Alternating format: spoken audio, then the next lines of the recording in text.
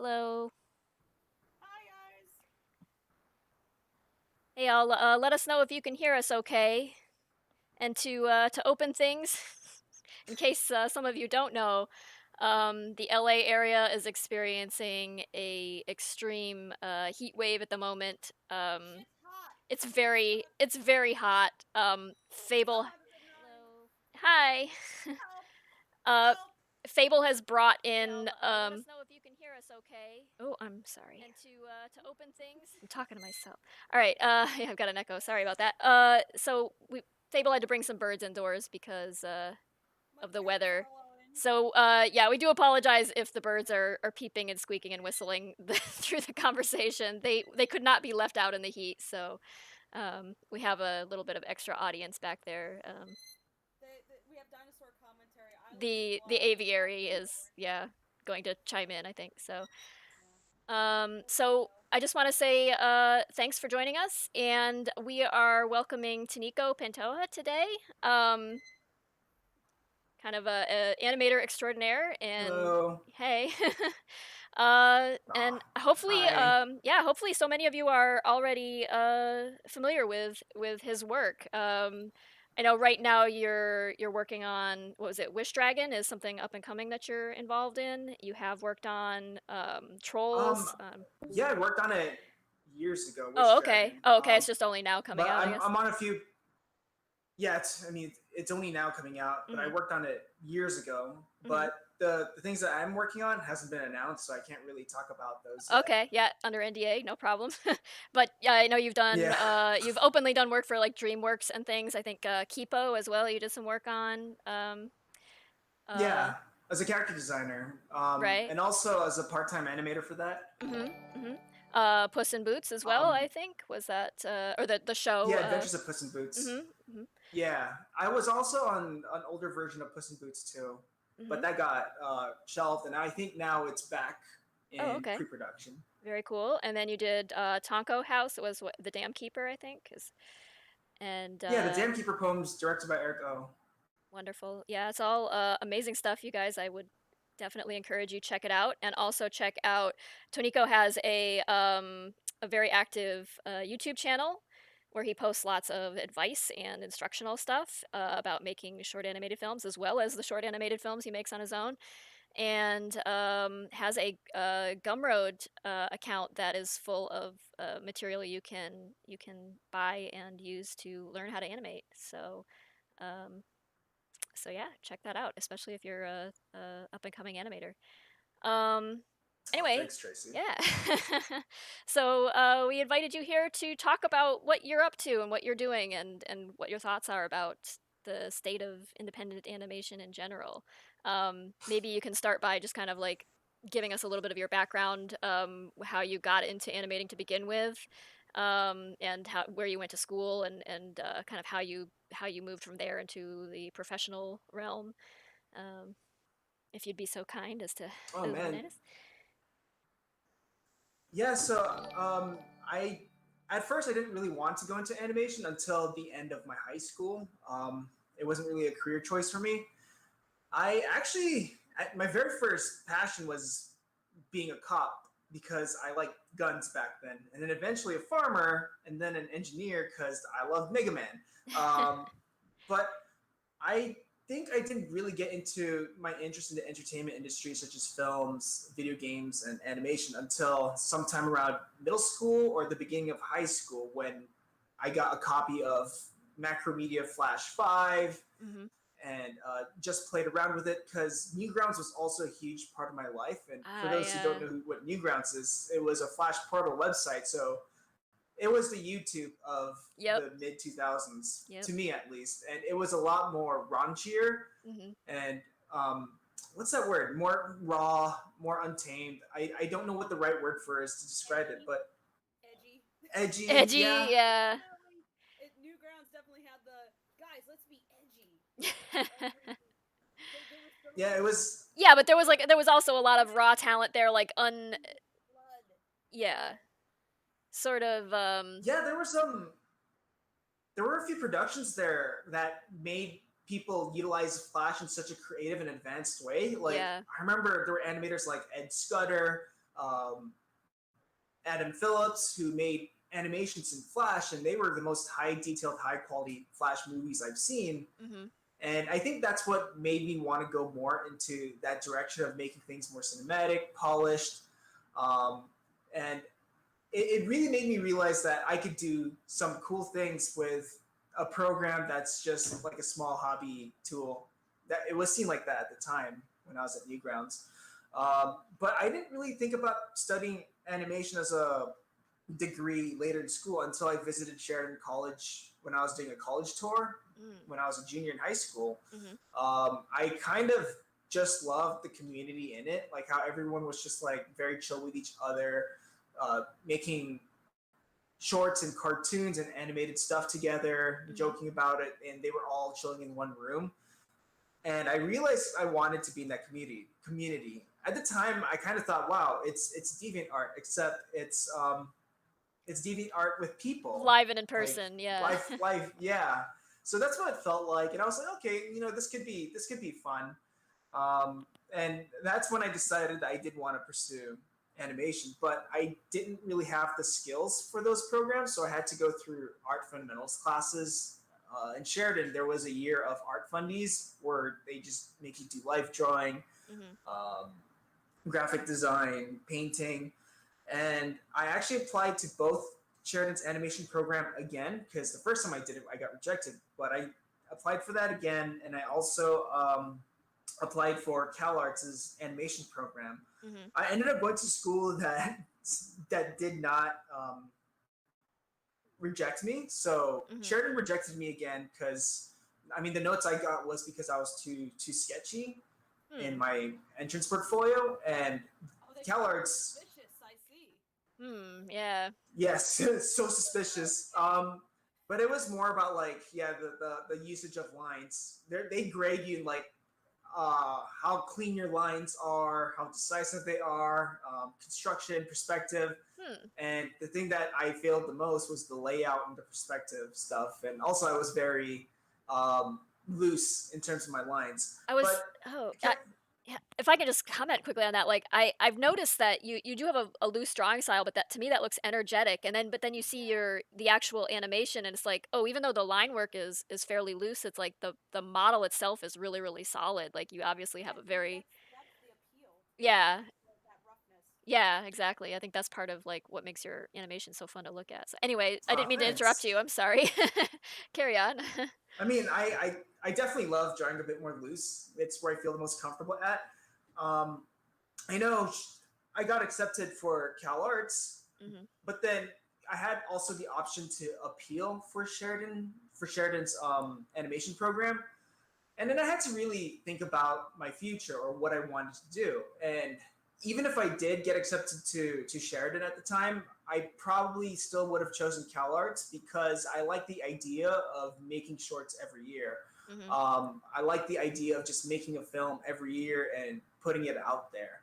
Whereas in Sheridan, you could only make a group film by your third year and your final film by your fourth year. I think this Sheridan College had a lot better perks. Like I think they gave you the Adobe Creative Cloud, or back then it was called the Adobe Master Collection, just for it was part of the tuition from what I remember. There were huge discounts for it. The gym was better. Like there was an actual gym. The dormitory was great. Everything about Sheridan was great. But the reason why I chose CalArts was because I think I wanted to, even if I was going to make pencil test looking films, I wanted to do a short every year because I think deep down I wanted to do shorts and tell stories. And ever since then, I mean, after graduating CalArts, I got hired at DreamWorks as a story trainee, and ever since then, I've been in the industry. Very cool. Fable, I think people are having a little bit of trouble hearing you. Me? Yeah, you're very very quiet. Periodically muting, and then I just gave my parrots some bribes, so they should shut up right now because their mouths are full. Okay.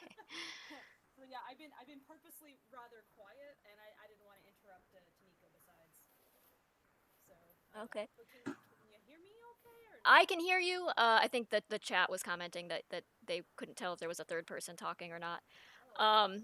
Anyway, yeah, Fable. Apologies. Fable has turned their volume down because the birds had to be brought inside because of the heat, like I said before, and so we're trying not to interrupt the conversation too much with the bird commentary, as cute as they are. uh, I know everybody loves the birds, but yeah. So Toniko, I remember you way back doing. I want to say it was. I don't remember that. You'll have to forgive me. I don't remember the title of what it was, but it was like a series of short films, like comedic animal competition Yeah, films. it was called On Your Mark. I actually Oh still yeah. have that movie with me. Actually, Oh. I'll have to share it sometime because I still have all my animation work from high school. Mhm.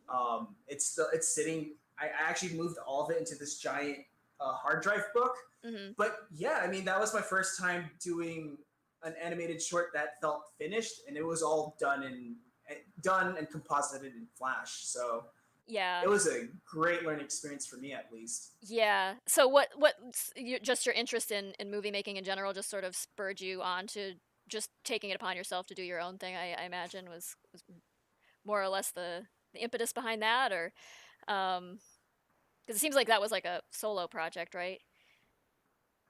Yeah, Very cool. At the time, I started talking to a really good friend of mine named Ed Scudder, and he Oh, made some okay. amazing flash shorts in the day. Mhm. And if you saw his shorts like back in early 2000s, they were all very cinematic. They all had like atmospheric lighting, Mhm. and this was all done in like an old flash. And I think that's who I really talked to a lot, and how I got my inspiration for having uh, flash films look like that. Yeah.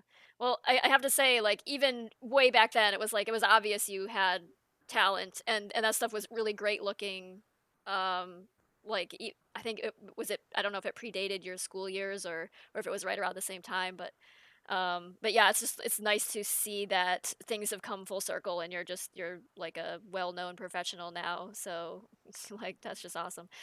But yeah, I mean, what are you up to now in terms of like personal projects, if whatever you can actually talk about at this point in time. I know recently you'd released a proof of concept for an 80s cartoon. I don't know if were you planning to pitch that or Yeah, I've actually been working on that on my own spare time. I've actually been writing more of it Mhm. because it's actually changed a lot since I released that video. Like the whole idea for that, the setting, it has changed a lot. But it is the more I worked on the idea, and because I'm planning to pitch it around, the Mhm. more personal it's become, and I think that's where I really feel like it's ready to be Mhm. pitched around. I mean, we can talk about pitching soon, but I'm definitely trying to figure that out still. There are other projects and other uh, projects Mhm. that I do want to pitch around and write some more. I've actually been slowing things down because I'm sort of burnt out from all the work that I've done in the past. So I've been like taking my time just writing, doing small things, and then eventually I'll get back into doing a big project again. Mhm. Um, I mean, the biggest thing I realized this year was, I mean, I'm getting to a point in my life where I do want to slow things down a bit. I want to prioritize in other aspects of my life, Mhm. whether it's health, whether it's just other life plans. I kind of have to be a bit more selective in what projects I want to do and commit in the long run. Yeah, So I saw that that's kind of, oh, sorry, go ahead.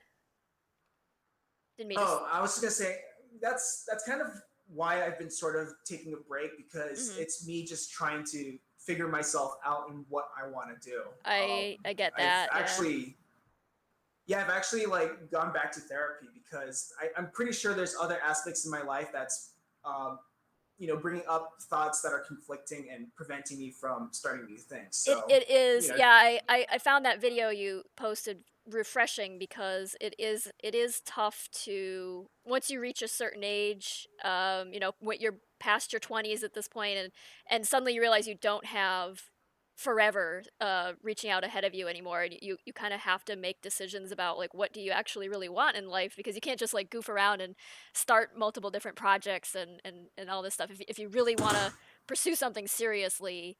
Anyway, I found that like refreshingly honest. That video that you released about how things get harder as you go in some ways. Thank you. Yeah, I mean, Because in the past, I would always say just start it, just do it, just whatever you want to do, just start it now. And I think right. that is also good, but at the same I time, think, yeah. it's like you're right. Like when you get to a certain age, you kind of all the things that you want to do, they start to narrow down. Hmm. Like the problem with me is that there's a lot of things I want to do. I want to Right. do a graphic novel. I want to do a short. I want to write scripts. But then I your want to do. standards get higher as you get older, and it's like it gets harder and harder to start those things because you're like you have this idea of what Yeah, because you the need. fear builds up. Hmm. The fear does build up because one thing you notice is that you realize how much work it is. You've done it Yeah. before, and you know how tiring the process is. So it kind of makes you more like, wow, is it worth it? Do I really want to go through this? Um, that's that's the thing that I've noticed, and I think the problem with me also is that I'm also very hard on myself. I'm I'm very critical in my choices. When things don't go my way, I'm very uh, like I beat myself over it, and I'm sure there is something that's causing that. Yeah, yeah. You wait. So folks, Okay, real quick. So that's folks, you're not better. hearing very well I right can hear now. you now. Okay. You were talking before, and you were so faint. It sounded like I couldn't tell if it was an echo or what was happening. Oh But dang. All right. um, Well, I'll just switch to the default. okay, sorry about that. That's all right. We never have, no matter how much audio pre-setup work we do, like there's never a time when the audio doesn't go Never wrong when in you some have to way. put stuff up. Yes. Sorry about that for interrupting you, Taniko. Anyway, yeah, But No worries, no I worries. think, So I yeah, think it what is. you're saying, Toniko, those like it's like you know how much work it's gonna take. I think that's at the point where I've started to go, okay, it's gonna take a lot of work. Maybe I need more than one person, and making Yeah. use of the connections that you built up with age instead of like going, oh, I'm jaded about this because it's gonna take so much work. yeah, Start Hmm. reaching out to you're people, absolutely right. Yeah, I think something. the biggest hurdle for I mean, something you pointed out, Fable, is that mm-hmm. right now, and I know this is that I love to do everything by myself. I Yeah, kind of Hmm. love being sort of a one man studio, Yep. but I think it is also time to like pass along the baton to some other people too. Because Yep. if I want to, fulfill some other projects, I'll definitely need help, and I need to reach out for that help for sure. yeah, Yeah, that is yeah. exactly where I've been lately. Like it took a lot for me, honestly, to reach out to somebody and say, are you interested in helping me do a thing? Because I just never do that. I never had done that before. I never had to do that or That was felt a good like email. Thank you yeah, for that. yeah.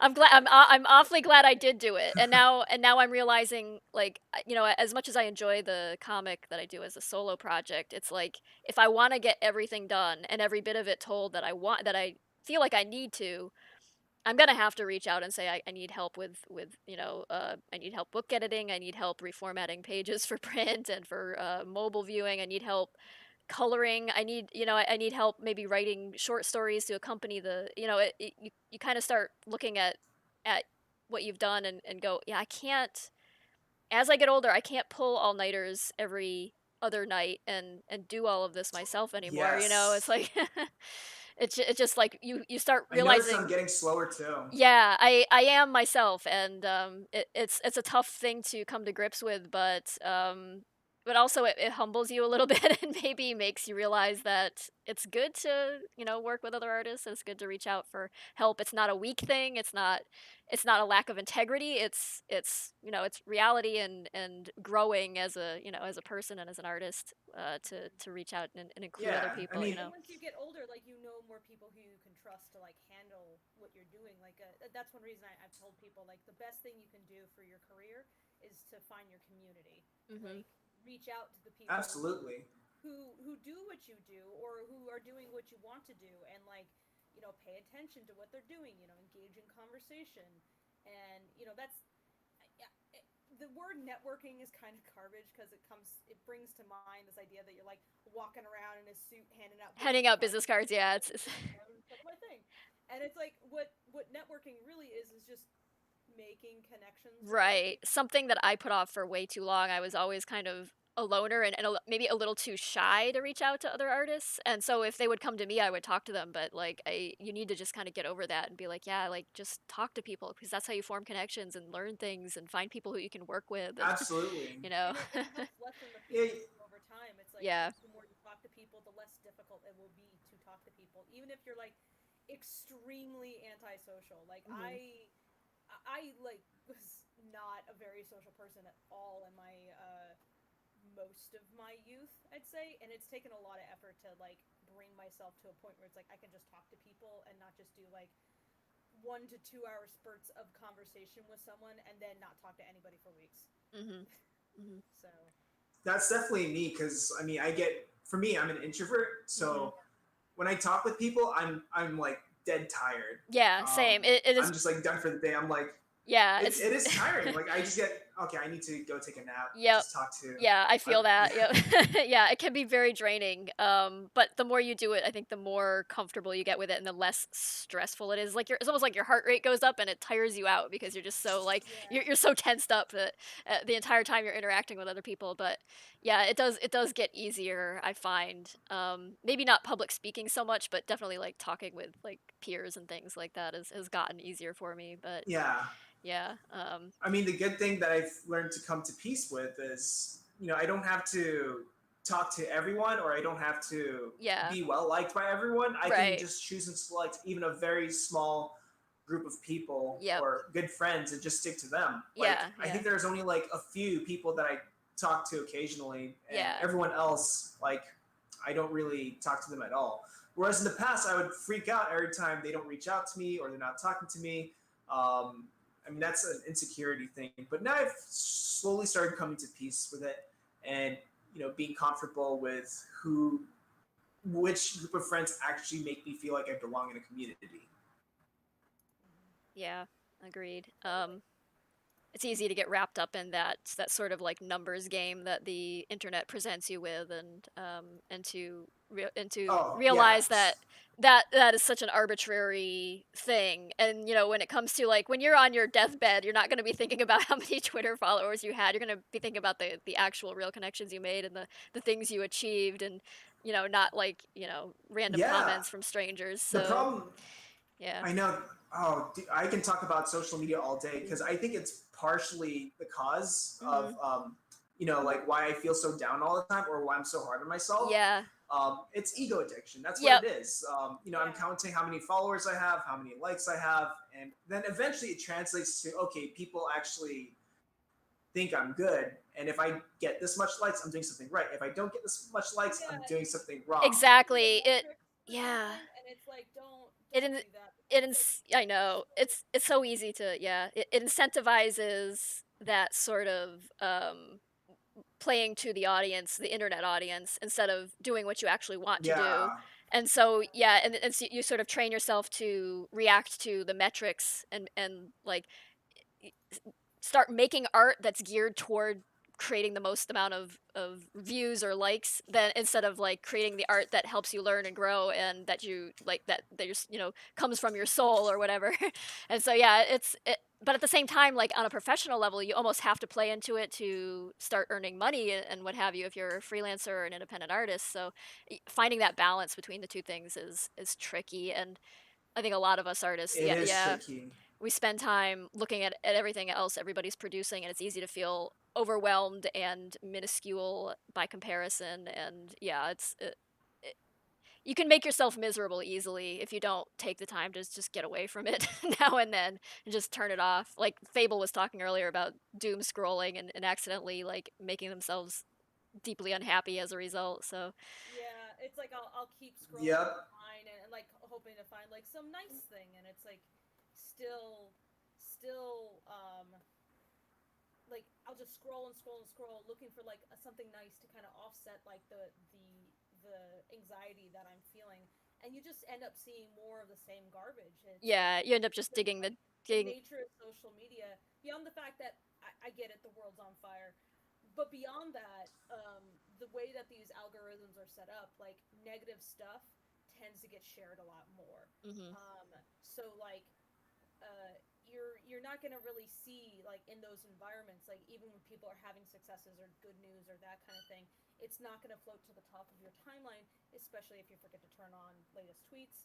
So you're just going to see a lot of ass constantly and can be super discouraging. And yes, those awful things are happening, but also it's a good idea to pay attention to like the successes around you and like feed off of that some, because I think it's important to find something that like gives you hope to keep going when you are having like a really rough moment. And I think the thing that's helped me the most is disconnecting from that massive like intrusive thought machine and like talking to people directly more again. Am I really Absolutely. guys? Yeah, so we've got like a Yeah. mix of people I saying can they hear can. you. I can hear you.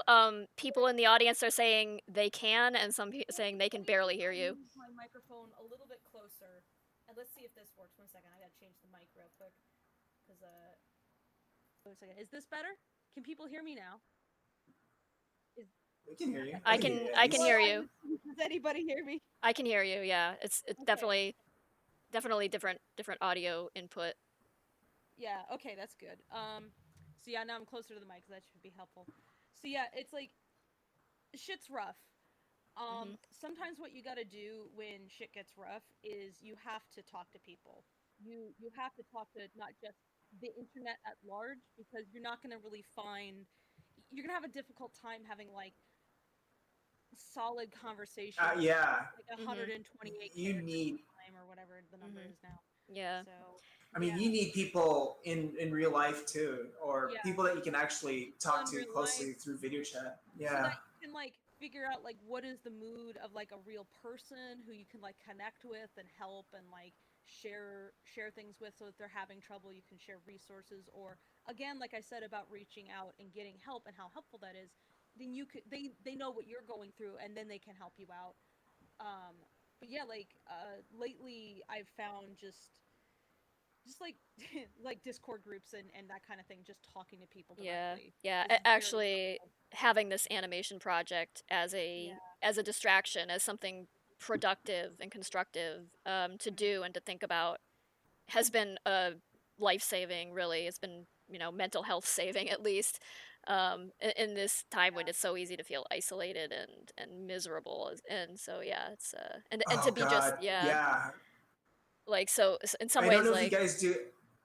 art as a defense I don't know if you mechanism. guys have any other hobbies that like outside of animation, but like one of the things I like to do is like close contact sports. So now that that's Oh, completely out of oh my life no. right now, Oh it's a no. huge, it's like a part of me has been ripped Oh away. And yeah. Oh, all I'm the so friends that I sorry. did get talked to from that, like I think that to me that was part of a therapy thing where it's like, oh man, like we got to talk and eat after a like a good Yeah. round or two.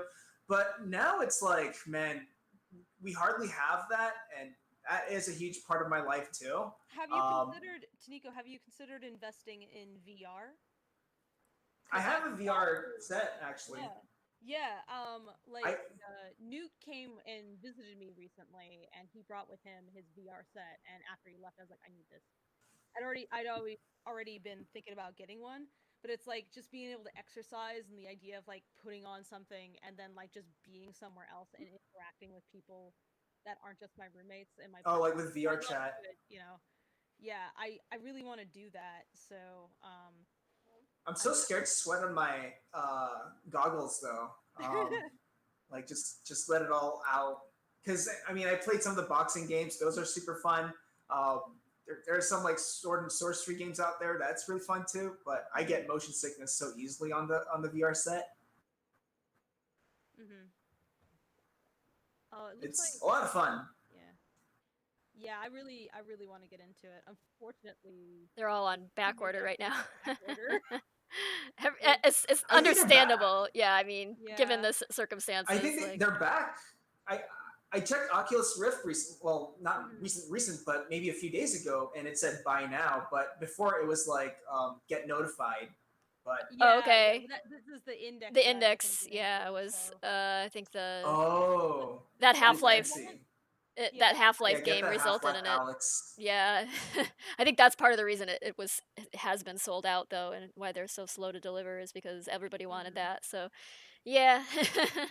But definitely an outlet if you can get your hands on one, I think.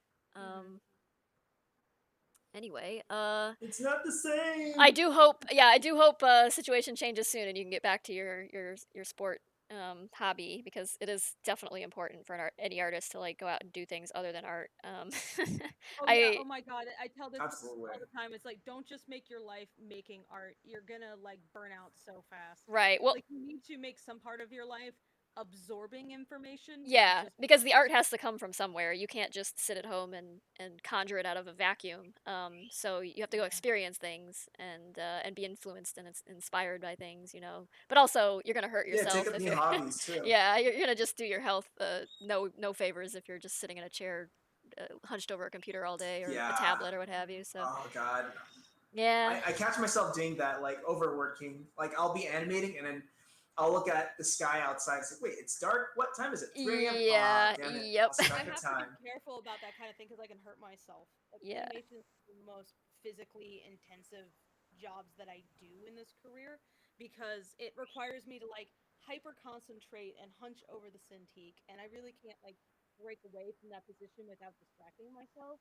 So I have to be super careful that I don't like keep doing that so often that I like, oops, I can't use my hands today, or oops, I can't sit in the chair today. It just hurts so bad. So getting exercise is a good idea just for like long term health. And I'm not just talking like, oh, do wrist stretches and that kind of thing. I'm like, no, do something full body.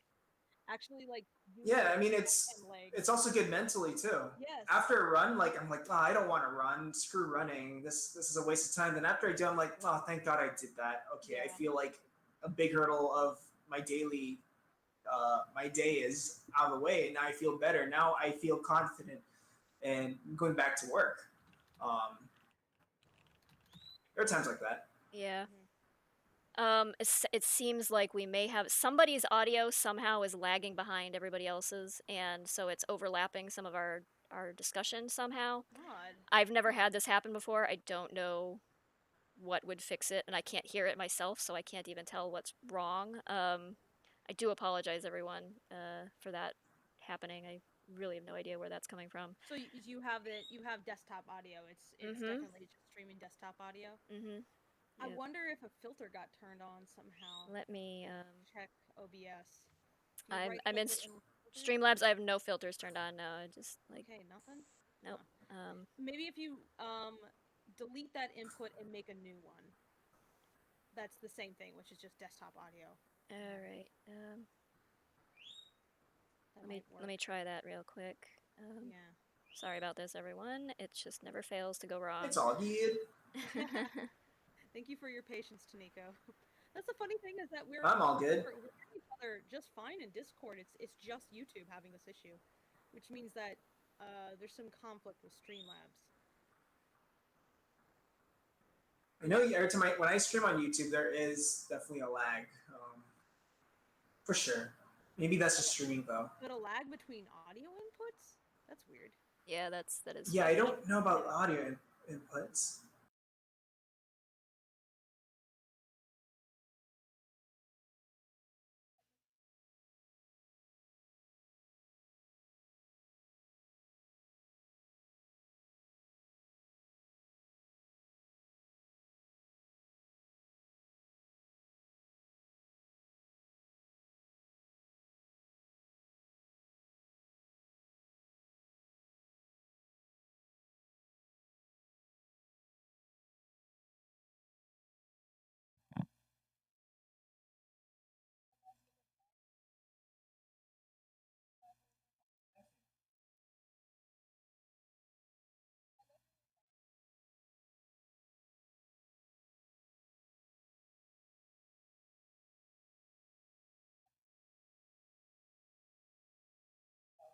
The light bulb shape thing.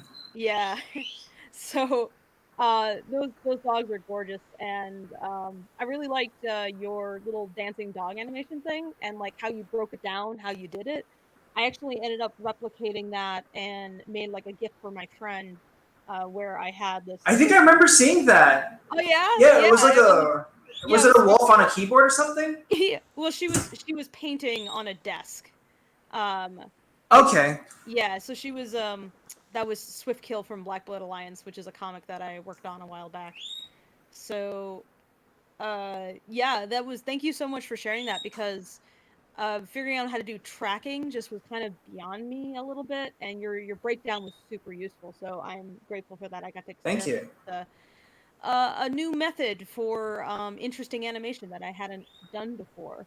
So yeah. Speaking of which, I'm just so grateful to all the folks who have been putting up videos like describing, oh, here's how you do animation, here's how you do like this technique or that technique, and you see so much of that up on YouTube now. There's such a large animation Oh, instruction community now that did not it's exist back when I entered college in 2006. yeah. I have so much to say because I mean, learning animation in like the mid 2000s, Yeah. no one really knew what Sakuga animation was, or No, you know, you had the yeah, like there were no animation guide, resources for that. and that was it. There was your I instructions. mean, most of the community I was in, they did a lot of like stick figure fight animations, Yeah. and they actually made up a lot of terms. So they didn't have the animator survival kit; they just learned everything on the go. So they had their own terminology for like things from the animator survival kit. So like for the like arcs became like the circle theory, um, like Yeah. animating on ones, twos, and ones, twos, and threes and fours. They call you, oh, you're a triple time animator, quadruple time animator. You're like, what the hell are you talking about? Yeah, I Um, remember Flash in Flash because it defaulted to 12 FPS. Then people would be doing what would be ones, but at 12 FPS, so that would convert into twos. And it was funny, like how they didn't realize like what FPS could do, like once you're like manipulating it, or that you didn't have to draw on every frame. And so like I wasn't heavily involved in the Newgrounds community like you were. I was more of a DeviantArt kid. I was one of the animators on DA, and I could not wrap my head around Newgrounds for some reason. So I didn't have access to Flash until there was yeah. another well, not there was another forum that I was heavily involved to. It doesn't exist anymore, but it was called Joined Artists. And a lot of notable people who work in the industry right now came from that. We all met from there from our high school days, and most of us are kind of working in the industry now. So I really admired that group because they were all very gung ho. They all pushed each other, and they were all giving each other feedback. But then how things go is that there was always this one person who was amazing, and everyone would just try and copy them and rip them off to the point where it was a very incestual forum. And so it had its ups and then it had its downs, but I really liked how everyone pushed each other, even though I mean it's mid 2000s, so everyone was kind of emo, and all their animation all the animation work always involved like a Naruto style fight scene, and the characters are singing Panic at the Disco. It's it is a form of its time. Yeah. It's just like, wow, these sure are a bunch of kids. Oh man, that just made me laugh so hard because we've just been making a bunch of like scene kid jokes lately on the server. So now it's just like the moment crawling in my skin. I'm just Oh God, yeah. the the awkward, the hilarious art that some of our crew members and fans have been doing. Oh, I can't wait to make I need to see that. Yeah. We're gonna have to fill the making of book with drawings from the server that have just been very hilarious. It's how we how we keep ourselves sane at night. And scroll up, like just like look at the you look at what like Kay posted just last night. Oh, in this chat. Yeah, Art Zone. Wait, where can I find it? Whoops. We'll talk about it later. It's okay. But yeah. Okay. So about some of the educational stuff you've been making. I mean, what made you decide you wanted to do tutorials and educational material? And it's kind of requires, having made small tutorials for just static drawings myself, it's like a very involved process. So I'm kind of curious, like, did you just have that kind of like urge to be a teacher on some level as well as a creator. Yeah, I mean, I love the whole idea of the aha moment. Like when I share some information, when I get information from someone and it's really good and it really resonates, that aha moment. Yeah. Like I kind of want to do that too. And I mean, ever since my DeviantArt days, I also made small casual tutorials, and I always found some form of joy in that. Even though I got a lot of like whiplash and feedback because it's like, oh, this doesn't make sense, but it's all good. But I always liked sharing some stuff and then giving that same aha feeling to people too. Yeah. I mean, personally, I just love sharing information and making it easier to understand. I mean, for me, like a part of me is dyslexic, so I like to break things down into much more simpler approaches. Yeah, I find that very useful. Yeah, making tutorials actually forces me to kind of reverse engineer my own process because you don't really even think about it sometimes. Some things just become so intrinsic to your routine that you aren't really thinking about like what your process actually is, and or your thoughts are so routine to you that you don't even recognize the knowledge you're applying. So when you have to like break it down into a tutorial, it almost helps you realize, oh, this is what I'm thinking and what I'm doing and what my brain is like, interpreting these pencil strokes as I'm making them. I feel like that's where That's I'm a like, doing directing this project is like I'm not a teacher by per se, but like my role is often like I have to sit there, I have to check model notes, I have to explain certain concepts in order to get like a performance. I have to break down like how I normally think about things and do things and try to explain them in a way that other people can understand. And like having to do that constantly, it's like it really gets you like thinking really critically about like how you do what you do, like why do you do it the way you do it, like what. It also kind of makes you more aware of like your strengths and weaknesses, I think, which is very I useful. think that's also the joy of teaching an actual class or streaming, because when you're actually doing it, someone will just ask, oh, why do you draw it like that, or how come you're drawing this first and then doing that, and then that encourages you to explain every method that you're doing. And I find actually teaching live really helps a lot. Mm-hmm. Oh, totally. Um. Oh, now Tracy can't hear me. I can, yeah, I can hear you, but it's very muffled. I don't know if this may just all be Discord when you boil it down. I don't know, but keep talking, Fable. I'm sorry, I will say that's strange because Tony and Fable are crystal clear on my end. Wow. Okay. Yeah. The suggestion by I can hear everyone really well. That, I can hear Toniko just fine. Fable, you just keep like getting really dampened so that I can hear just muffled noises every now and then. So if I talk over you, it's probably because I can't hear you, and I apologize if that happens. No, Tracy's just super mean. Yeah, I know. I'm the rudest of the rude. The rudest. Oh no. I'll just like mute the microphone like this. Does that work for you? Can you hear me now? I can hear you now. Yes, but pretty loud. Ah. Right.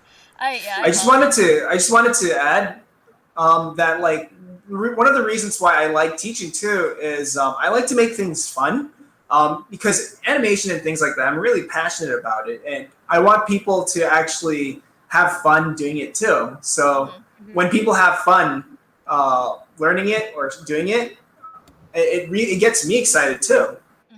Yeah, it's definitely a contagious feeling, and and sometimes you forget what makes it fun as well, and it's almost like you need a bit of a refresher every now and then to like remember to loosen up and enjoy what you're doing, because you can get so down into like the nitty gritty of it and so focused on finishing something that you're just making yourself unhappy by working those long extra hours, and it becomes a grueling grindstone sort of feeling.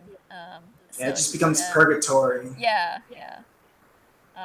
So yeah, reminders that take it lightly and have fun and learn new things, and yeah, it's all very, very good stuff.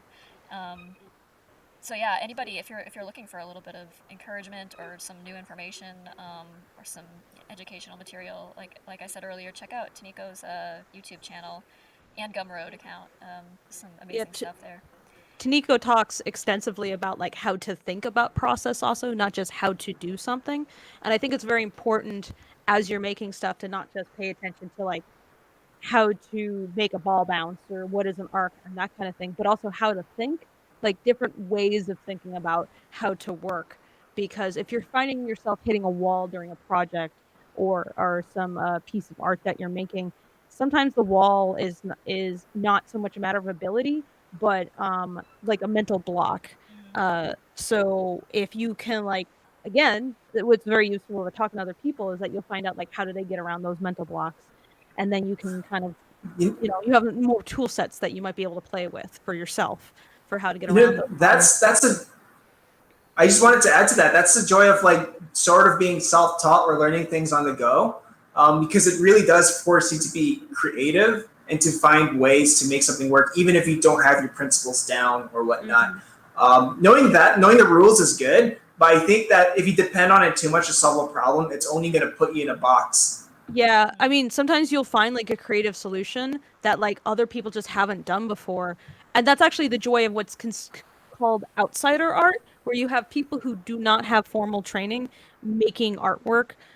Sometimes they'll reinvent the wheel, but other times they'll like come up to solutions or like creative expressions of things that other people haven't considered because we're just so used to thinking in terms of the rule book.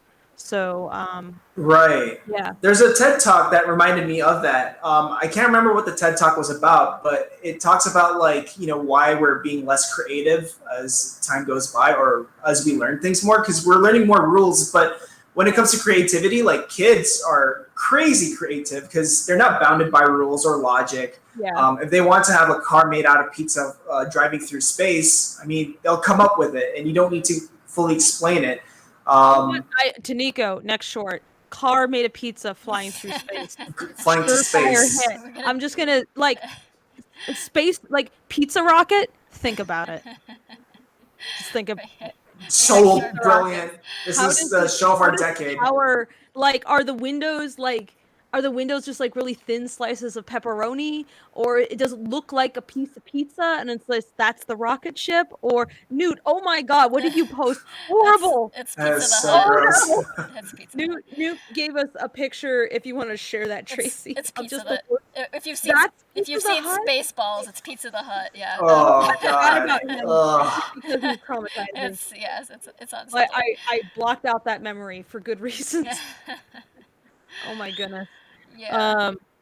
Don't make it look like that. I haven't had pizza in over a year, So you can come up with a much. so this is gonna actually add another year. Oh. no. In a year, yeah, and then this is gonna add another year of not having pizza. Wow. Yeah. You haven't even gotten delivery pizza or frozen pizza? Nothing?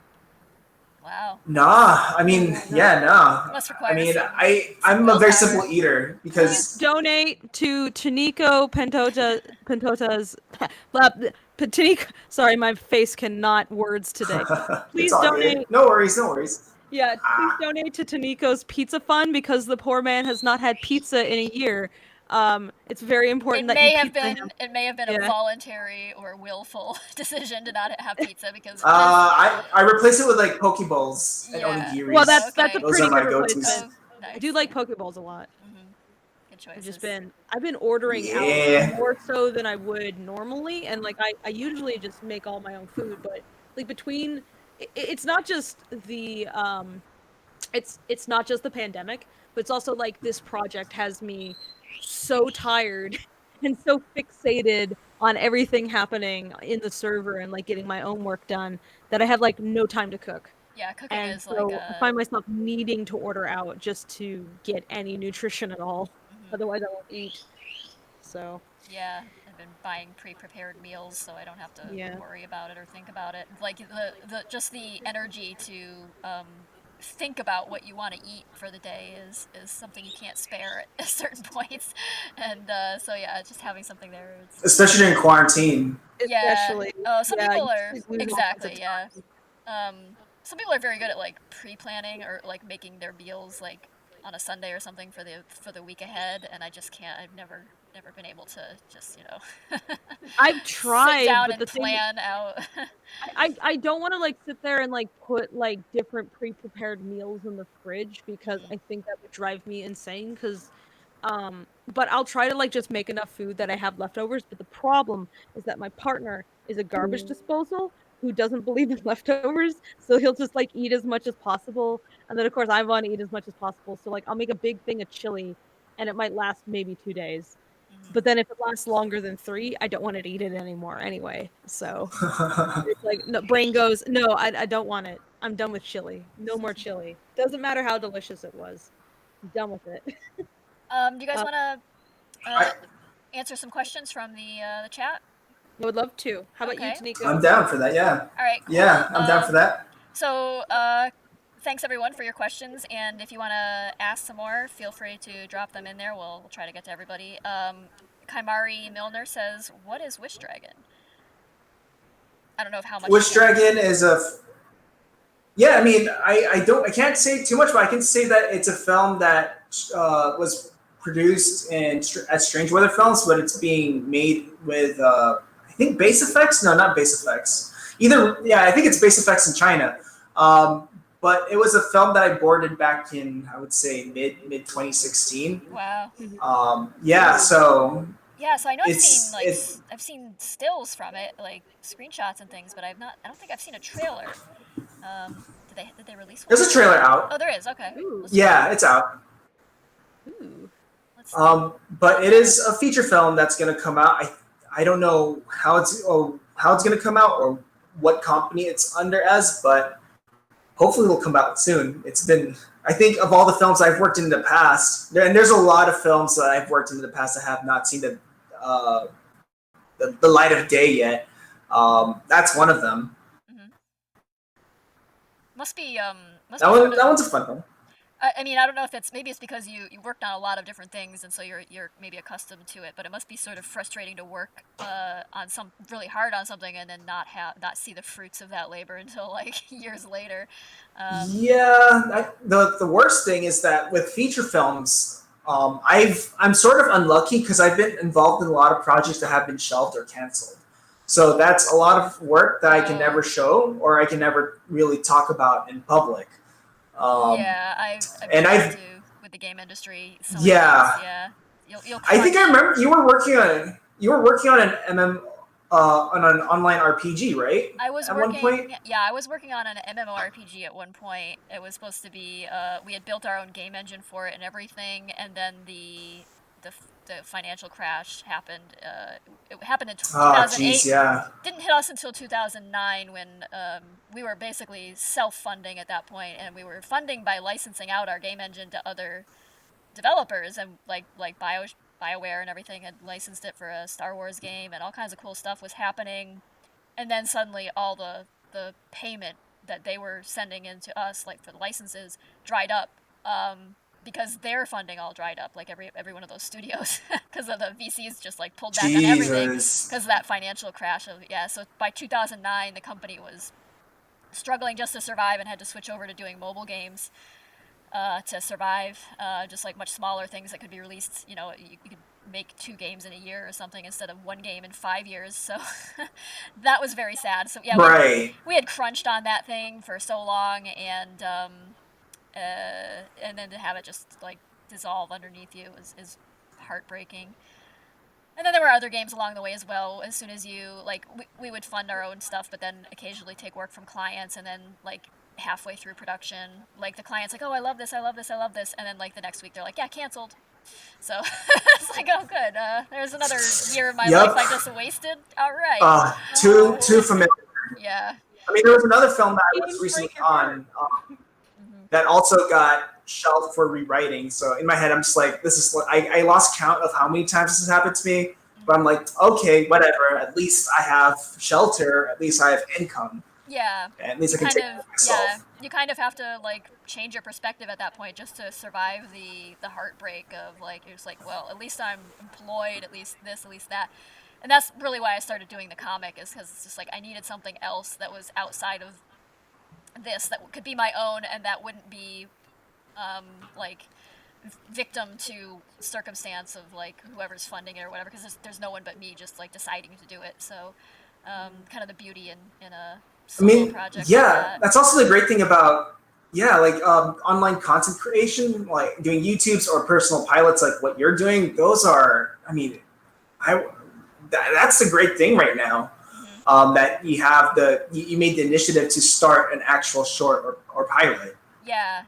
It's I hate to say the word empowering because it sounds like such a buzzword right now, but it is empowering. It's like it makes you feel like the Yeah. world is you can like you may not feel like the world's at your command exactly, but you feel like you can do things in the world and you can We make can things just happen, make decisions. We Yeah, can you just can make decisions. yeah, and I think So, by the time you have found some footing and you're in a financially okay place and you've got kind of your ducks in a row as far as your professional skills and your connections online and things, and you can make stuff happen, and it's really kind of yeah.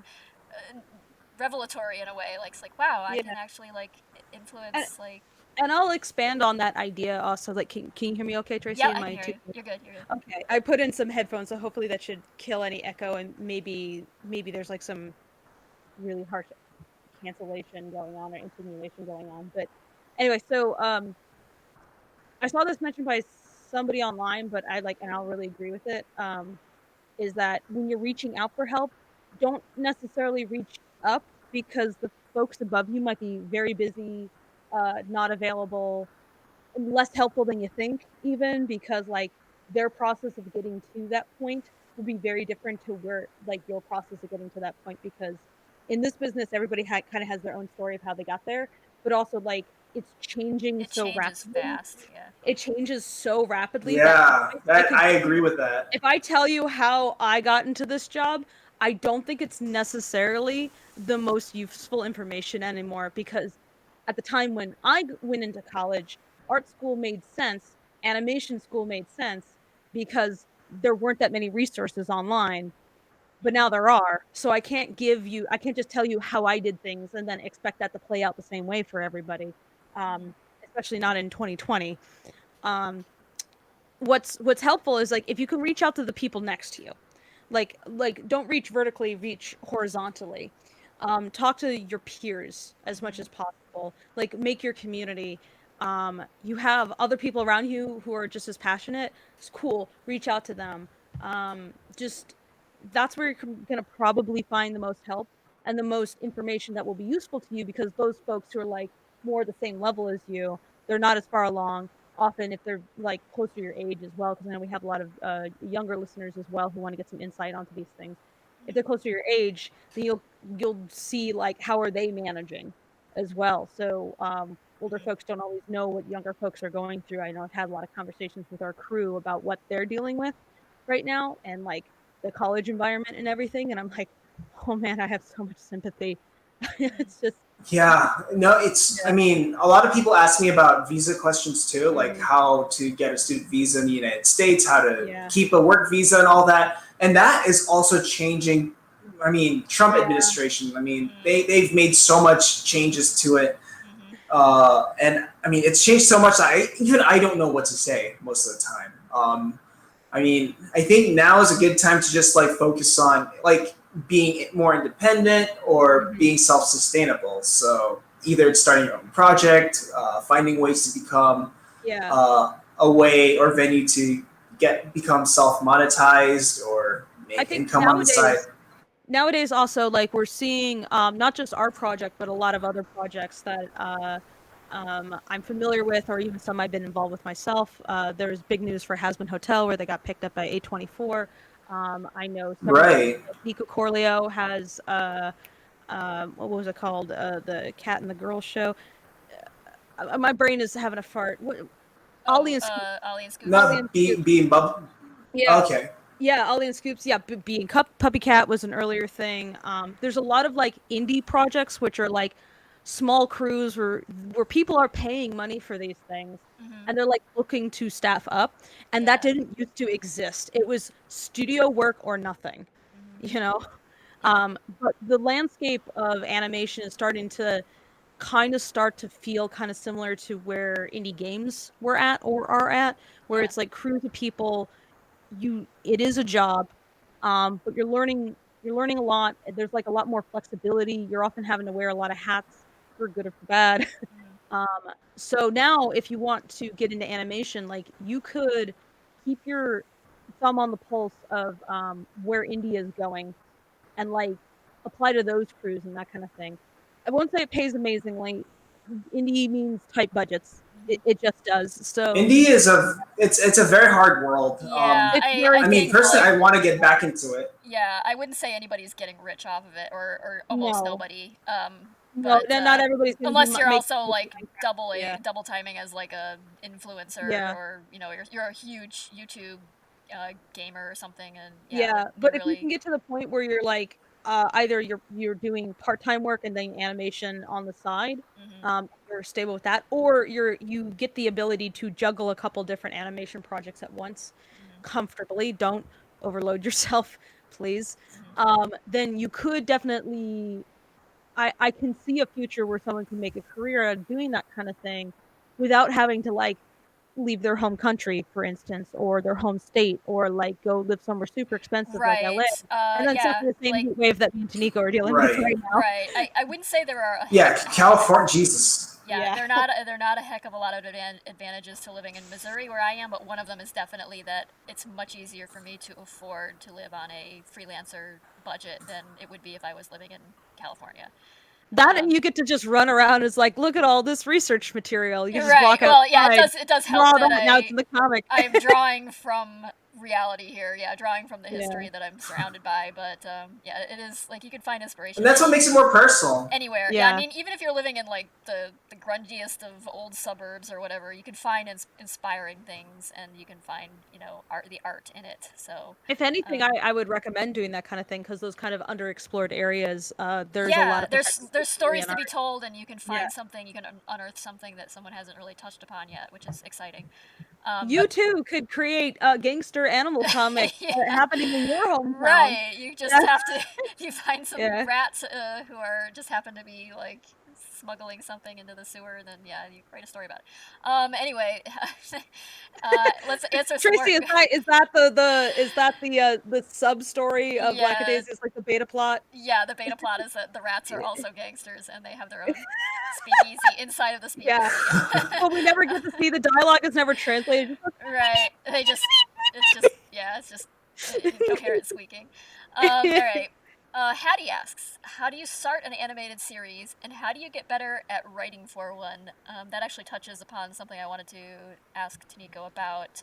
So obviously, what you do is not just animating and character design and things. Like you do your own writing for your shorts and things. So what maybe you can talk to us a little bit about what your writing process is, or where these ideas come from, or.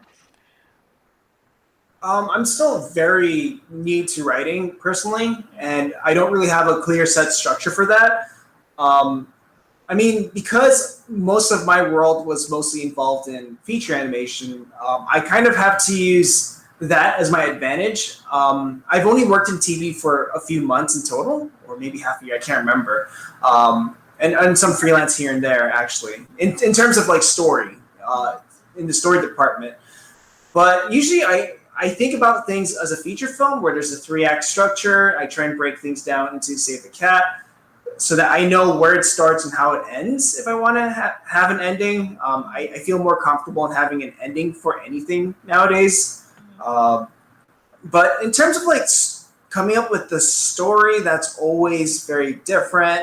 I know sometimes I'll come up with an image in my mind of what seems cool to animate or what seems cool to explore, and then I'll write some prompts based on that image. Like I'll write about like 40 to 50 prompts, and then I'll leave it alone for a good time, at least like 3 hours, and then come back to it and see which ones resonate. Then I'll start deleting ones that don't resonate, and I'll do repeat and rinse and repeat. Come back, see if there are things that resonate, Yeah. and if there are ways to make that more personal. Yeah. Yeah, and then you Nowadays, can like share that with people you know, like who you're. If you can like share that with someone who's like feedback that you value. Yeah, it does help. yeah, It helps to really bounce good. things off of someone you trust along the way. Sometimes it can be very like for me, it's very hard to share stuff that's midway through development or isn't fully fleshed out yet, it's really hard for me to like work up the nerve to share that with somebody, but it does help anytime you do, because they can point out things that aren't quite lining up or making sense, or they can point out things that are that have more potential than you realized, or it's like like they can actually encourage you. It's like if you're sitting there and you're just worried about, oh, what if they hate it? It's like, what if they love it? What if it's way better than you thought? Because a lot of artists like are just so hyper concerned with like, oh, I don't want to appear like narcissistic. I might have to be humble and et cetera, et cetera. Meanwhile, actual narcissists never think that. But the thing with pitching, I mean, it's a thing that you have to practice over and over again. Because even if my earliest or first pitches, when I pitched ideas, they were disastrous and they were terrible pitches. I remember, I pitched an idea to Jorge Gutierrez, and right after the pitch, he says, "That was a terrible pitch, Toniko." So it's like, it is a skill that you have to keep practicing, because it's all about you'll be bad at it at first, and it's just like you'll be bad at drawing at first, but I mean, I want to know the guy who is like perfect at pitching right out the bat, and then I will say, I don't believe you. Right, yeah. I think. There are people like that, though. I mean, there are people who can pitch their way to get a job, basically. I still I'm like, what else is going on? Always curious about that. It's like, how do you bullshit your way into this job? And it does honestly seem like there's some amount of like bullshitting involved, where it's almost like more of a psychology game than it is an office psychology thing. I mean, one thing where you sometimes have one thing I learned is that sorry, go ahead. life isn't fair. Like there'll be people who get into positions in not in ways that you agree with. So it's like, okay, whatever. I'm just gonna use whatever power I have to get the thing that I want.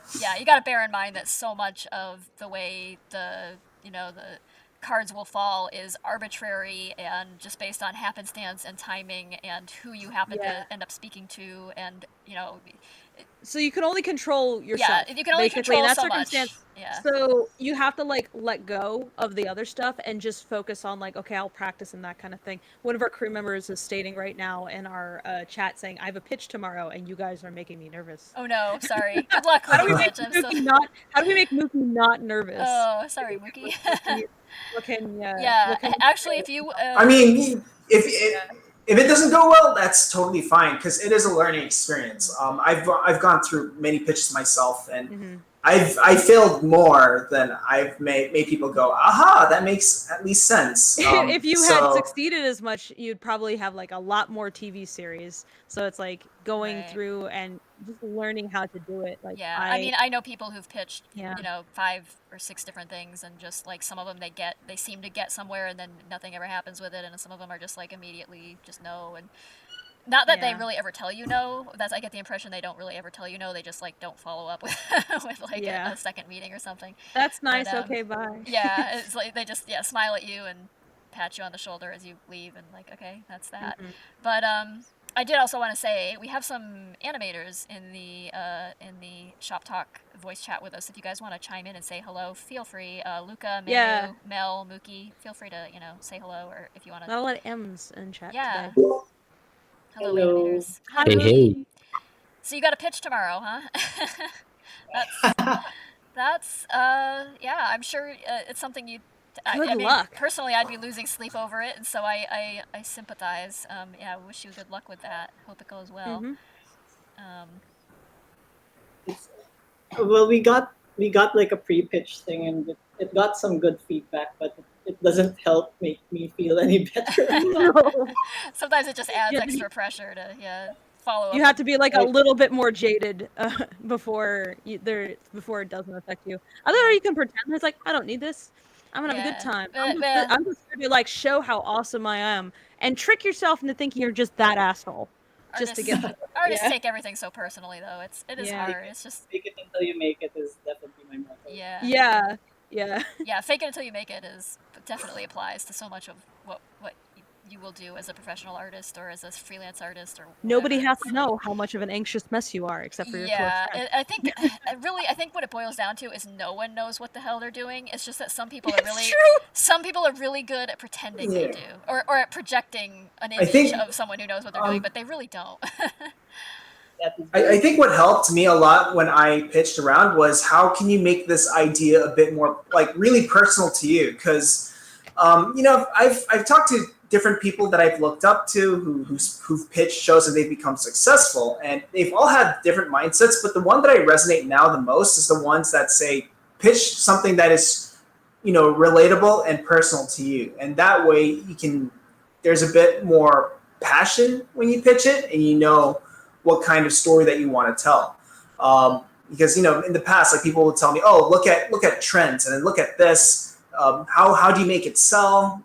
How can you make this much more edgier?" But deep down, I think you have to think of something that resonates to you, and that will help you deliver a better pitch. Yeah, I think if you have a earnest and honest passion and love for what it is you're pitching, then the pitch probably will reflect that to some extent, and that tends to make things more charismatic, I think, and an easier sell. At least, I mean, not with everybody. I mean, Yeah. depending on who you're pitching to, like they may not pick up on that, but maybe they will, and that'll work to your advantage. So alternatively, also, there's many reasons why. If it's an idea you really, really love, and you're like, if this doesn't get picked up, I'm going to be devastated. You can always do comics. Yeah, you can. It's like there's ways to make what you want without involving we the whole studio behind it. We tend to think of. I mean, I will say this now: the pitches that I felt the most personal, or the things that I was proud of, like even if it doesn't get picked up, I mean, just being able to share it and express it and make people resonate with it is such a rewarding feeling. I mean, that alone is also really good. Yeah. And then, maybe down the future, they'll probably remember your project, or you can pitch it elsewhere. That's right. It's all about like leaving a good impression for yourself. You never have to consider it like the end of the road or something for your project. Like we tend to think of film and TV as like the apotheosis of your creative output. Like that's the best thing you can achieve, but it's not necessarily that. It's just the most mainstream one, maybe, or the most easily digestible one for the broadest audience, perhaps. But that doesn't mean it's like the best thing for your particular idea. Like you can. Yeah, I mean, I'm not suggesting like one go make a comic as oh, that's your consolation prize. I'm saying that honestly, I think it's a good idea if you want to practice all those skills, like about like writing and artistry and working with people and that kind of thing. It's so much easier to do that with comics than it is with animation. You might be able to build skills that help you do the other stuff, but also I think it's a good idea to just go and make that cool thing. Go put it out there. Don't wait for other people. Don't wait for their permission. I had this story idea, and I had never really done comics in a serious capacity before. It was just that I wanted to tell this story and express this thing in some way, and the only way that I could think of that would really fit it was comics. So I started doing comics to accommodate this story and these characters, and I've learned so much along the way, and it has been extremely difficult, but it has also been like the most rewarding thing I've ever done. So yeah, definitely encourage people to just find a way. It doesn't necessarily have to be, it may not be the way that you thought or expected or planned for initially, but like making something is better than making nothing, I think, is always the case. Especially if you're the kind of person I agree. Who compulsively has to make art like I am. It's like you always gotta like a shark that has to keep swimming constantly, or else I die. Yeah, or you die. Yep. Yeah. That is the feeling. So let's move on to the next question. Let's do. Yeah. So Posh Hoss asks, with current events, when working on projects together, do you mostly form VCs where someone is streaming what they're doing and converse over that, or how do you go about working together? I mean, I'll just like message people on Twitter and say, hey, how's it going? If you're in like Discord groups with folks, like you reach out to like friends and that kind of thing, and maybe they know people. Or I mean, you could join, like a lot of people are streaming nowadays. You could join a stream audience, and if you're there regularly, unless they have like 20,000 people in chat, like Ashley seems to get somehow, where it's like, how do you manage that? You notice the people who are there regularly, and streaming is actually, if you follow an artist stream, well, you might be able to talk to them. The stream, when you're working with someone directly, we have a project server. We use Discord, and it actually has been extremely useful. It's easy to share images. It's easy to chat. We can either chat and type if we're not really that present. We're doing other things as well, or you can hop into a voice channel and talk directly and share your screen with somebody. It's just like so great for coordinating on things. It's been it is my substitute for socialing. yeah, And it is to say that, like, I'm basically probably doing more socializing now than I was pre-pandemic. it is our virtual office space, really. Yeah. It's how we use it, and so that's been Mhm. extremely useful. I know other like teams use things like Slack and stuff like that, but yeah, Discord's really met our needs quite Just well. any kind of Slack, collaborative Discord, Zoom. system. Yeah. We kind of skipped over. I think Ranshire asked, any advice for someone interested in directing animation while having absolutely no illustration skills whatsoever?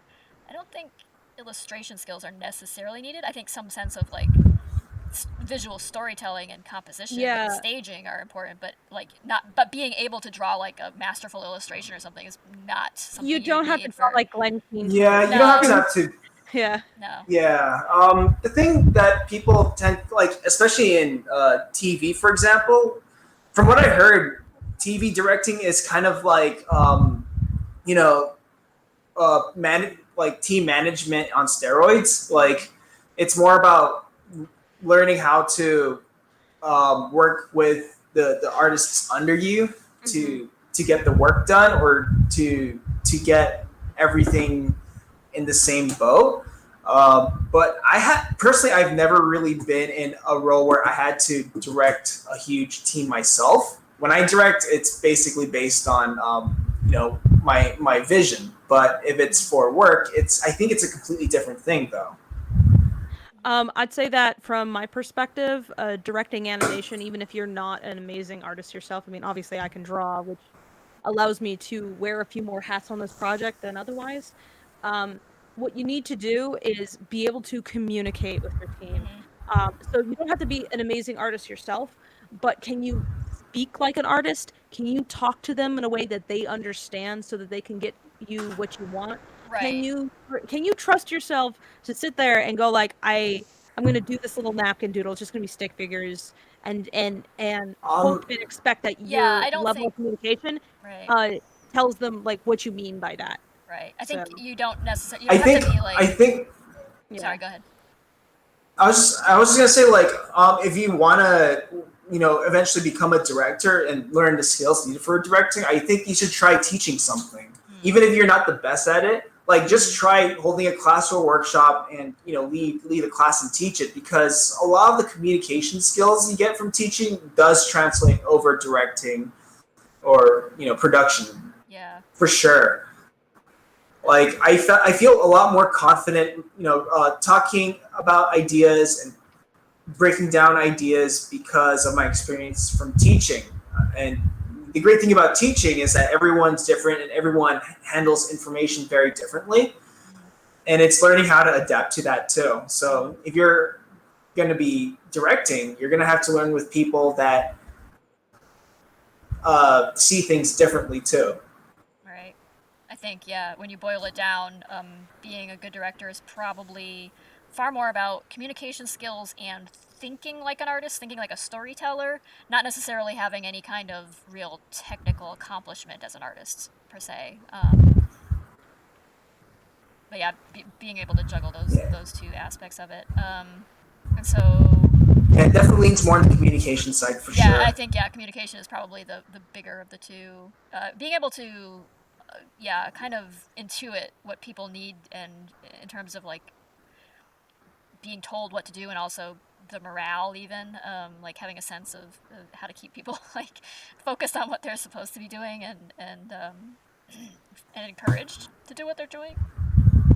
Because I don't know if there's anything I learned from like the game industry, it's that like bad management can destroy everything. Like, just like as soon as the team gets unhappy about something, like the negativity spreads like a disease, and so I think morale starts top down. Like, you can have like a shitty fellow crew member who's just like a sourpuss or whatever, but that doesn't have nearly the same effect on a crew as like the director or producer or whatever just like getting really down. Like, one of the worst jobs I had, that's what happened. Just morale crumbled at the top. Because at the further top, they weren't doing anything to help the people immediately below them get the project done. Yeah. And so they started to crumble, and that led to everything crumbling. Yeah, you have to bear in mind that as as a leader, you're a leader of an emotional leader as well as like a project head. You know, it's like there's certainly a human aspect to it that you have to bear in mind, and like certain people make good CEOs because they have maybe a slight sociopathic streak, but other people who actually have to like deal directly with employees and things, and have to be like a producer or a project manager or what have you, need to have good people skills. So like, and a director certainly falls into Yeah, it's kind of like it's like comparing what's his name, Steve Wozniak and Steve Jobs. Yeah. Or was that his name, Steve Wozniak?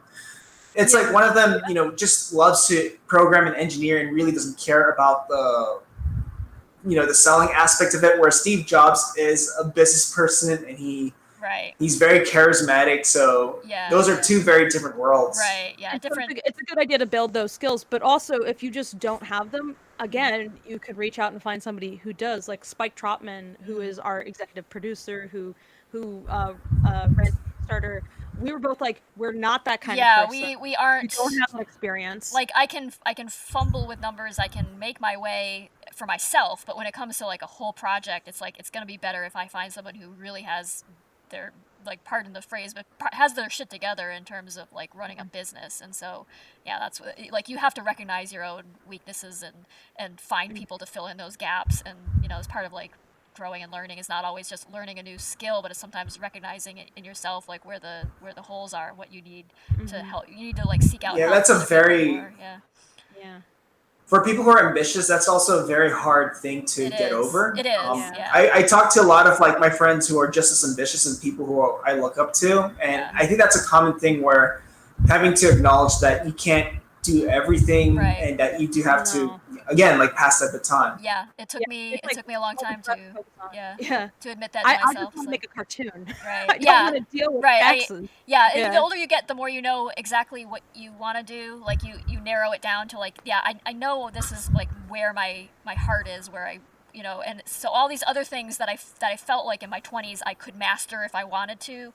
Either you need to acknowledge that I can't because I don't have the inherent skills, or I don't have the time, and so you need to time more than anything. Time is. I could do lots of things if I had just all the time, but I'm only one human being, and there's only 24 hours in the day, and I don't even get access to all 24. Right. Anyway, I hope we did answer that question about being the director. It's mostly about communication. So you are the brain, but not in the way that you control everything. It's that you're facilitating the communication between different parts of the body. Yeah. So central hub. Yes, you are the hub. You are main central brain. hub. Yeah. Master Pinpay asks, I have a quick question. How many references for characters is good enough? Example 3 to 5. Angles, poses. All depends on the project, really, and just how tight and like the character design needs to be given the type of animation you're doing and how many people you have working on it. Like, you may need to go into extreme detail if you have a ton of animators. Like, you've got to lay the more it all animators there are. So wait, I was a bit confused when they when they said like 3 to 5 reference. Are they talking about model sheets, or are they talking about looking at external references for research? I think they're talking about like a character sheet, like. Yeah. So you need 3 to 5 poses or 3 to 5 angles, like 3 to 5, like in your turn, like do you need a full. It depends what you're using it for. I mean, if you're using the sheet for like making a CG model and it's just going to be a basic turnaround, then you probably don't need to do more than like the front, the side, the back, maybe a 3/4 in order to have a good reference. But I think a 3. Like, sorry. Keep going. I was gonna say, I think a 3/4 view is definitely the most important if you're doing a character reference sheet, because it does contain the most information. Yeah, it gives you the most information about what the character looks like. But I think you were commenting just like 2 nights ago or something, Fable, about how character sheets from the 40s, from those shorts from like Looney Tunes and. Oh yeah, they're so different. Like they don't have like a static pose. These characters turn around like T-pose style. They like their character sheets are very much defined by different poses. Like they're all in like dynamic. It's just a bunch of expressions and poses in a sometimes jumble. Just frames pulled off from a cartoon that was made earlier. From like some guy's test. They're like, those drawings are good. We'll put that in the sheet. So if you look at like some of those old model sheets, they're just like so different. But then they had like smaller teams of people who are like that like all they did was animation and they all you seem have to a lot be of from the experience. same school of thought as far as how Yeah, characters are drawn and they're probably educated about the same constructed. way. Yeah, So yeah. so So there's a lot of friction. similar drawing styles, but yeah, if you're pulling people from all over the world to come work on this project, and you need to really lay it out like this is what the character looks like from this angle, this angle, this angle, this angle. This is the series of Yeah. expressions they make. This is the mouth shapes they make when they speak. Yeah, I think maybe we're somewhere in between with like we didn't maybe do something quite as in depth as modern day feature film animation, but we did go pretty far with our character sheets for the characters who featured most in the short. So, and then others like some of the characters don't get that much screen time, and so the character sheets are a little bit simpler. Yeah, because it's like, what does it matter if there's a back view of this guy if we never see Right, the back? we never see them from the back, so we don't need to do we don't need a full. Yeah, sometimes it's turnaround. just gestures and poses. Yeah. So yeah, it really depends. It's all like depends on the needs of your project and like the type of people you're hiring and things like that. So and if you're trying to think about it in terms of like what should I put in portfolio, again, just think about it in terms of like how would this be used for a project that would maybe the stuff in your portfolio that's entirely your own. You're imagining how would that get used? Like, what if this was being produced? And like just make something that's useful for that. What would the animators need to know? What would the storyboard artists need to know? Mm-hmm. The colorists need to know, and you break things down like that. And that you make a style guide too. So you make some instructions on how to draw the character and how not to draw the character, because some styles will be more graphic or some styles will be more volumetric, and if there is a more graphic style, they'll say don't draw technical, don't draw volumetric because we're looking for this. Another good thing for model sheets or character sheets, it's kind of like what Fable and Tracy said, is that it's going to be used by other animators or artists, not just by you. So I remember when I was working on Kipo, I had to make mouth charts for the characters, and there is sort of like a formula or a format to follow that's universal in terms of how to organize your mouth shapes. And you'll find this in most model sheets of today, especially for TV, like A, B, C, D, E,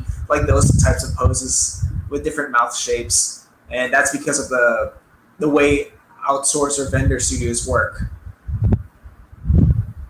Yeah. Like if you can demonstrate that you like follow that kind of formula, that can be useful for like getting work.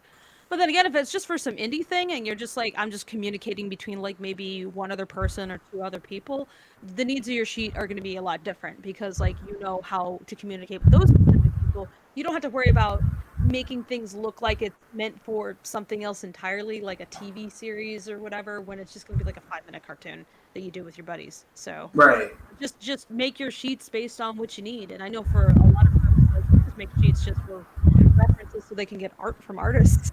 And they just like put in just enough information for someone else to interpret it, and that comes out with some cool stuff. So, do you want to move on to the next question? Sure.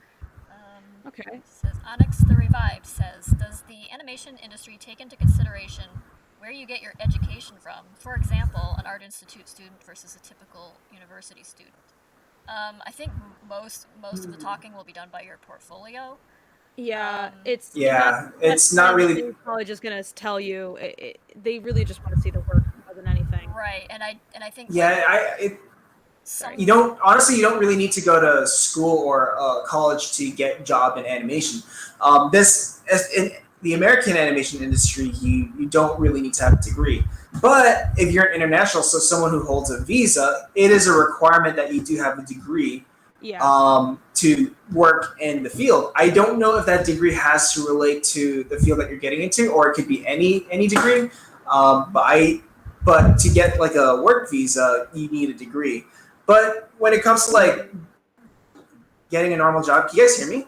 Yep. Yeah, I can hear you. We're just okay, because my computer sometimes goes to sleep, and I have to like quickly move the mouse. But yeah, like they usually just look at your portfolio, the work that you do. I know for me, they usually always bring up films I've done in the past, when they're scouting for people and they reach out to me.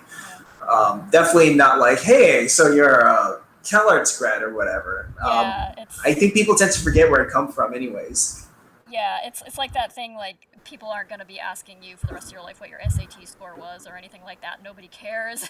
They want to see, No, like, listen, they want to I don't see. remember what my GPA was. It's like Right. you build your life around these numbers, and then it turns out it doesn't really Yeah, fucking they make matter. you think some of these things are way more important than they actually are.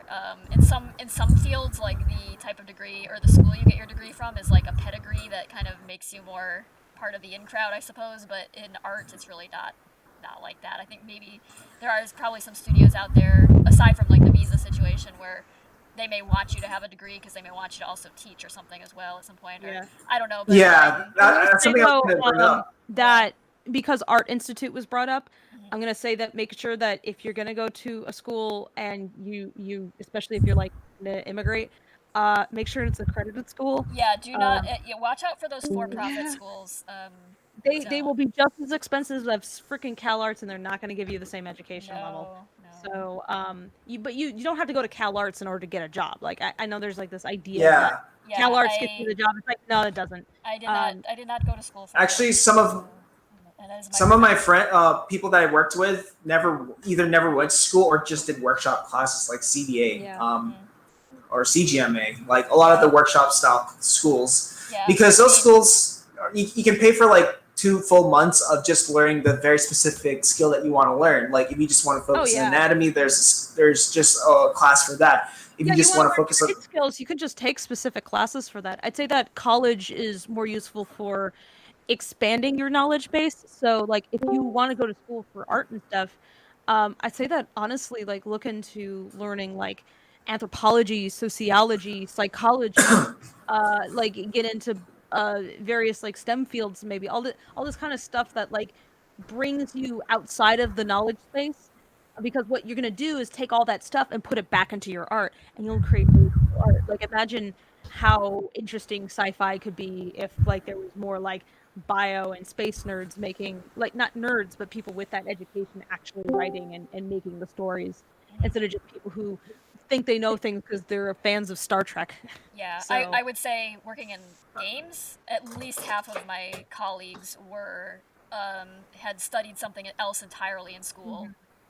And some of them had not finished school at all. They just like left college to start working a job as an artist, which is what I did. It's just yeah, so if you have like a different degree, that's not a bad thing. That use that, you know, you can go make your cartoon about that then. And Right. like, what was it? There's that anime where there's cells at work, where it's like you're teaching people about how their body works through the metaphor of cartoons, and like that's really cool. And apparently, other doctors watch that and they're like, oh yeah, that's basically pretty spot on. Research holes like weird rabbit holes of research are like really fun too because you just like learn so much. Like Tracy knows, she's been living in the 1920s for longer than the 1920s happened. So but yeah, like always look beyond just like your field itself in order to make your art because you'll make something more unique that way. You're not just going to be repeating. Ingesting part of life or part of school, because I mean for me I don't regret going to school because a lot of my human growth and finding who I am as an individual was discovered through school too. And as well as like taking up other hobbies in life too, like how you get a personality. Yeah, it's how you get personality, it's how you become more unique. So if I wanted to make a show about like grappling, that's a world I sort of understand, and I can make it more personal to me. Especially, like I think that's what's so important about pitching too, is it goes back to why are you the right person to tackle this idea? Because I've heard stories where you pitch an idea, but someone else takes the helm. But nowadays, like you want to come up with a project that is personal to you, and why only someone like you can lead and spearhead this project. Yeah, like I don't understand why you would go in and say I'm gonna pitch and it's just gonna be a new Family Guy because that already exists and frick, there's like 10 iterations of that too. Why would you go in and pitch that if your interest is in making a cartoon that's gonna engage you, or is your goal just to have that job? I guess. to each their own and their approach. But you know, this is the indie animation show, so we're all coming from the perspective of fuck the system, make your own thing. Wow. So yeah, you know. Anyway, those are words. They are. All right. I mean, it's words that I can actually stand by. Actually, it's true the industry. Yeah. Sometimes. Yeah. Sometimes, yeah. Sometimes, absolutely. It's like I love the money, but it's not stable, and it definitely doesn't give you the opportunities that you imagine are promised to you, because like that ladder, like the method of going up the ladder is not the same anymore. And the expectations are a bit different. And then if you add in like a bunch of other bullshit, we all know, it can make things very difficult. So sometimes what you need to do is go fuck it, make your own thing. And but you know, I agree. yeah, fuck it, make your own thing. But again, maybe some other people are going fuck it, make your own thing. I want to make my own thing, and then they'll join in with you. You know, see how many other people are just plumb fucking tired. Just want to break off. Yeah. And, do their own thing. Yeah. So you might find some friends. I honestly don't think there's a shortage of people who want to break off and do their own thing. No. Really, it can be. There's no shortage of bitter animators out there. Yeah, same with game artists. So many of them have burned out and left the industry and just went to work for regular software developers or any number of other things. Anyway, let's move on. Kenneth Keita, or I'm sorry if I'm mispronouncing your last name, asks, Toniko, have you ever wanted to make a film about your old interests, such as being a cop or engineer? A what? So you mentioned earlier that you, when you were younger, had thought about being an engineer or a police officer or. Yeah. Actually, I've actually been writing an idea focused around that, because the main character is sort of like an engineer in this fantasy world. I mean, that's how I could summarize it. So I've actually been looking at a lot of like videos regarding like primitive engineering or camping and things like that. Things like that fascinate me, and I love seeing how things work, and I want to apply that into storytelling too. Why that world of engineering is important in the story and how it moves the story forward. I can't talk too much about that right now, but cool. Okay. definitely something. It's also like, considering the number of like anime I've watched where they're just weirdly specialized interests, like making bread or volleyball. Like Haikyuu is a freaking fantastic anime, and I never really thought that much about volleyball. Like my mom did it, and so that's how I knew about volleyball. But like watching this anime suddenly makes volleyball like 100 times more interesting to me. So yeah, you can. Yeah, that's a great thing about anime. It's not seen as a genre, because in anime there's like genres ranging from like early childhood to hardcore adult stuff. Yeah. Which is really fascinating. You can have an anime about fishing, cooking, even like people who are, I don't know what the word for this is. Maybe some of you guys might know, but it's when someone just like locks up in their own room and they're kind of like an otaku. There's anime like the Hikikomori. So there's anime like that talk about that. But whereas in the United States, it's always like there is a huge politics of money is always in play, and I don't know if it's the Western's ideal of capitalism, like how we always want to make a lot of money. I think it's like you want your thing to appeal to the broadest possible audience instead of like focusing in on a niche. And personally, I think that's a mistake, because if you're always trying to appeal to the broadest possible audience, you're only ever going to be following the other things that have done the same thing. I think you're going to see more interesting projects when they're like more interested in just keying in on that one niche. They're not just like, we want males 18 to 34. It's like, that's such a broad group. What about instead of like fish nerds or something, or people who just really dig rocks, or right. Like I don't think that Lackadaisy is going to appeal to literally everybody, but there's folks who are interested in the 1920s and gangsters, and a lot of people like cats. And a lot of people love those old Xerox style Disney things, and so we get like a cross section of people into that based on their interests and trying to reach out to them and saying, "Hey, check out this," rather than going a broad category of people within this age range and who live over here or whatever. It's like who is that? Like how like if that's the only thing in common that's between them, like I feel like you're really limited. You're gonna come up with the most milquetoast McDonald's thing possible. Yeah, So that's that kind of thing you get when you get like writing by committee. It's yeah, designed to appeal to certain demographics and it's instead of because coming from there's an so much. artist's Yeah, like passions and interests. yeah, And and it's it's like because there's so much money involved that mhm, like people are very risk averse. So you can understand from their perspective why they would be doing what they're doing, but they're also not very good at building teams that are like smaller and more flexible that can do kind of more varied things. mhm, Um, like when we were pitching Lackadaisy, like something that got said was how difficult it would be to. It's like talking to the studio, they're like, we could make it, but then who would buy it? Because there'd be like maybe two possible places that we could sell it to, but we want to invest our time into something where we could sell it to way more people, like way mhm, more distributors. But the thing is that most distributors in the US are catering to children, and there are rules about what you can show to children, and there are sensitivities.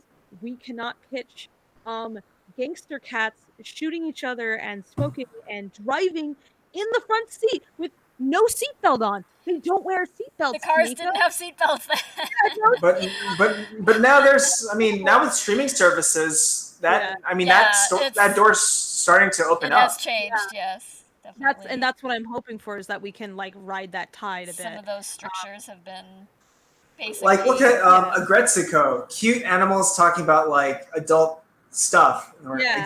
yeah, existential stuff. yeah. I Or think like it's So, I mean, Kipo is a really unique kids show even where it's like clearly more aimed at the preteen teen demographic as much as anything. Like I don't think that if I was 6 I would totally grasp it beyond, oh look at the yeah. pretty You marvel at kids. the visuals, but that's yeah. The Yeah. rest of it would be over your Kipo head. So and Um, it's just struck me as very kind of like reading a book for kids. Hi Val, how you do? hey, Hello. I've just been lingering in the hey. back for a bit now. I'm gonna say I would also say maybe one of the things I don't know if you've been over this is probably the fact that cartoons and everything were obviously originally made for like selling things really, and now it's become a bit more yeah, Yeah. Yeah. driven by vision of the creators and everything. Things that the it's politics of creator money. Yeah, Yeah. creator personally wants to explore and everything, and obviously that's why we're getting like I don't.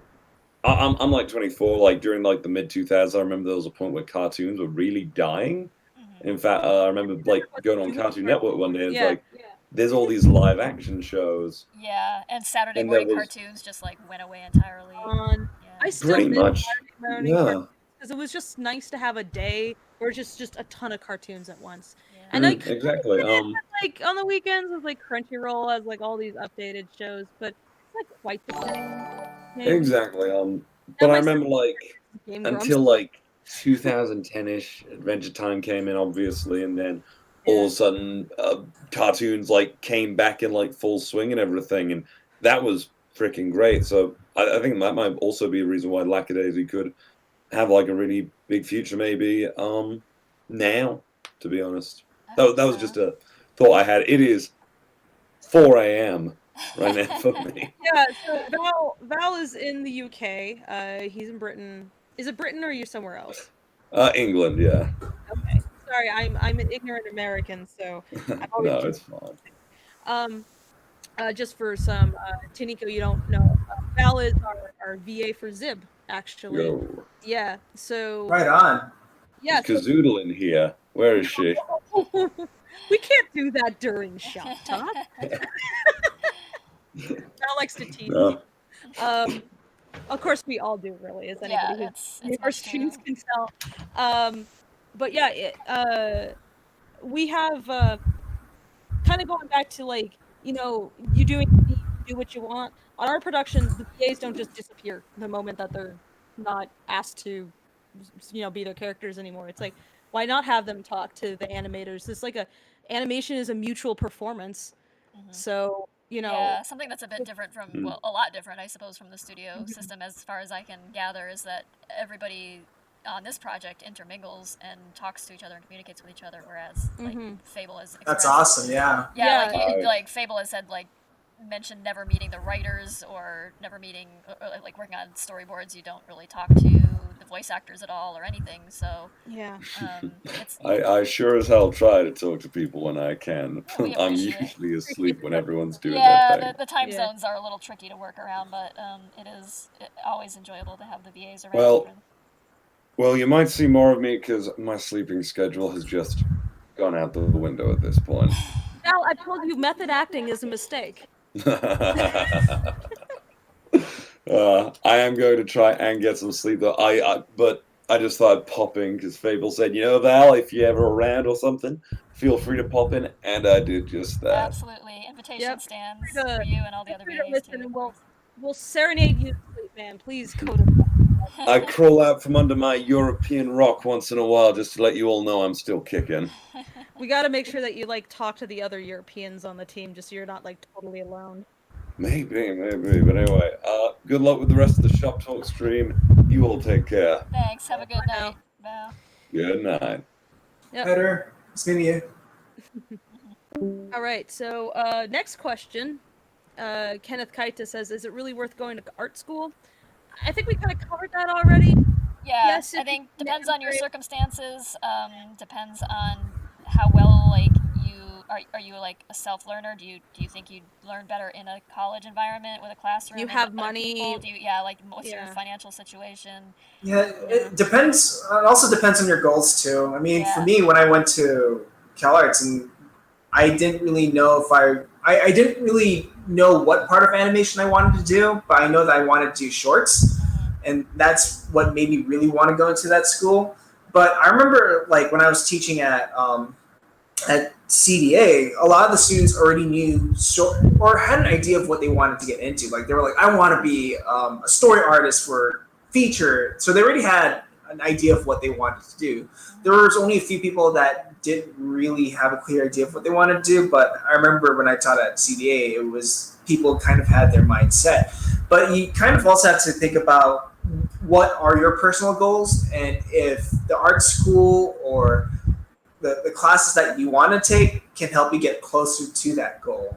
Mm-hmm. Um, It's a good idea to have like a clear idea in mind of what you want. You can't just have this vague notion of, I want to be an artist, or I want to be in animation. It's like if you have a clear goal, that'll help you achieve the goal, even if it's just a temporary goal. If you're like, I want to be a storyboard artist, but you're not 100% on that, you're like, that might be a good idea, but maybe later on you find that there's some other aspect of the career that's more appealing to you. At the very least, by shooting for that goal, then you learn that other stuff. If like, you don't have to know everything right off the bat. I certainly didn't when I went into college. You know, I asked my professor, I was like, I want to be a director someday, how do I do that? And he's like, well, a lot of folks like start off in storyboarding. And I was like, all right, I'll do that. Yeah. You know, stepping stone to the thing that you want to do, because you're not going to get out of college and be a director, or at least not unless it's on your own small projects. And like Lackadaisy, that's the biggest thing I've done. It's not the only show I've worked on. It's not the only animation I've done. It's not the only collaborative online project I've done. So all those experiences can lead you into the direction that you want, but you just have to keep going and keep reaching. yeah, I mean, take advantage of what's laid out in front of you too. I mean, if a degree isn't important to you, I would say look into the workshop style schools such as CDA and CGMA, because it's like you're not paying a leg and an arm for it. You're paying the right amount of price for 2 months of just focusing on that only. And currently, a lot of those programs have already been doing virtual education for a bit, so they're not gonna. Yeah. They're not like, oh God, how do we do this? Like a lot of other places are right now. So. And most of the teachers there are. I mean, most of the teachers there are currently in the industry and are in, like, they have knowledge on what is sort of going on right now. Whereas, the problem I've heard with a lot of art schools is that a lot of the teachers there were in the industry like 20 years ago, and they're so out of touch with what's needed in the world right now, or what's needed for the students. Sometimes, unfortunately, they'll even take on teachers that maybe were in the industry for like a couple of years, and then they're just like, you work for us, you know, and it's like, that's not helpful either, because then you're learning from a teacher who doesn't have as many years of experience to offer you. So it's a good idea if you're going to seek out a teacher, like make sure that like the educational programs you're going into, that the people you're learning from have significant amounts of experience more than you. Because like I'm saying, reach out to your peers, but also there's definitely things to learn from the people if you can't get it. And school does offer that to you. It gives you access to folks that you might not otherwise have access to. So that is definitely an advantage of art school. That and access I to mean, what's great you might not have. So. Oh yeah, like I got that. I definitely with art school I got discounts. I mean, I still keep the programs I got discounts with. So Yeah. there is some benefits to that venue for sure. Mm-hmm. I'm just trying to think right now. But yeah, the beautiful thing right now is because of the online world, you can, if someone's offering to teach and you like their work, you can sign up for a class with them and take whatever you can from that individual. If you're not sure whether or not that would work out well for you, also look at the quality of students that leave those programs. Like, what did they learn? Talk to them if you can, because some programs, it turns out they just accept people who are really good already, and so they look good when the person like leaves the program, but they didn't actually like learn that much from them. And other times, like, improve radically, and so you'll find out like whether or not that's a worthwhile program by talking to people who are already in through it. So yeah. Anyway, sorry, I keep talking over you. No, it's alright. Zigshark asks, actually, is this Lackadaisy animated project to be advertised to companies post-release for a series to be greenlit, or is it staying crowdsourced? The short answer to that is we don't know. We would love for it to become something that could be a TV series in the future, but we can't. We have, yeah, like we were talking about before with pitches and things, it's like a lot of it may be arbitrary, a lot of it may depend on what the reaction to the short is when it releases. It may be just a blip on the radar, it may be a thing, I don't know what to expect. And so yeah, we can't guarantee anything or even predict anything, so it's almost like I don't even want to risk saying anything because we're trying to concentrate more just, so than anything on getting it done. We just want to get it done most of all. Yeah. And that's the process as we go, because that's pretty good advertising and a good demonstration of some of our principles on the project. So right. Yeah. As far as like crowdfunding and continuing that, I have no idea what the viability is of crowdfunding for something like an ongoing TV series of the quality that we want. I think probably crowdfunding a TV series is out of the question. We could maybe crowdfund like something short again, or like episode or two. I think Last Man was a crowdfunded TV show. Really? Last Man and People Do. Yeah, I've seen both of those, and like Last Man is amazing. I love that so much. Like, I looked at that, I was like, if I was to animate my comic, that's how I want the approach to be. And I adore that to pieces. But it's just like most of your viewers aren't going to donate, basically, and I don't trust YouTube to be like a good source of income. No. Because it's just... Oh, it's definitely not. I lost my monetization for some reason. I'm still trying to get it back. It's yeah, YouTube is that sucks. YouTube's a pain. Yeah, like there's so like Kickstarter, like we did really well, but we have no idea how replicatable that is. And also, do you want to do Kickstarter for every episode, or no? Yeah, it'd be hard to run a Kickstarter for each one because each Kickstarter requires its own like intense labor to put it together and then to fulfill all of the. I'm sure you had to like organize like the pledges and all that. Yeah, Jesus, it's intense. Right, yeah, you have to offer people like everyone always preparation. Yeah, there's so much. Rewards. Everyone always tells me to kickstart something, but they don't realize how much burden it is. Right, and as soon as you start offering things like artwork and merchandise and stuff, like you have to do all the work to design the merchandise, to have it prototyped, manufactured, like store it somewhere, ship it.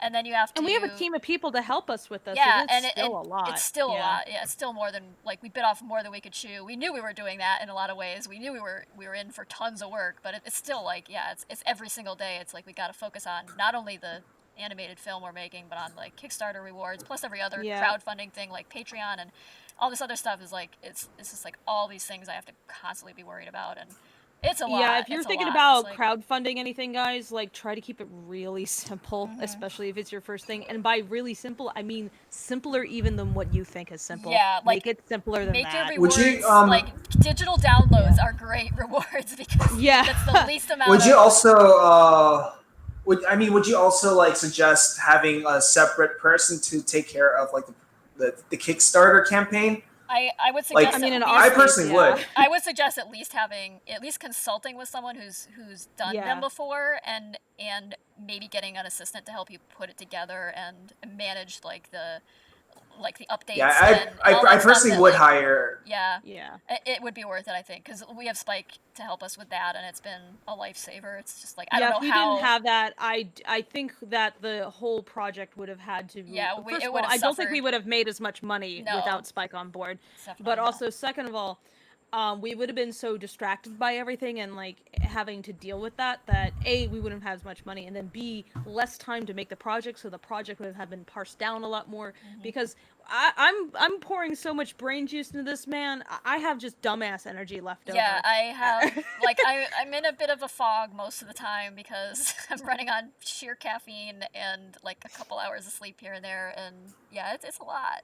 That's one reason why I was saying to you, Toniko, earlier that I liken to this project as like having a child, basically, and you're like watching it grow, and it's really encouraging and like rewarding, but fucking exhausting.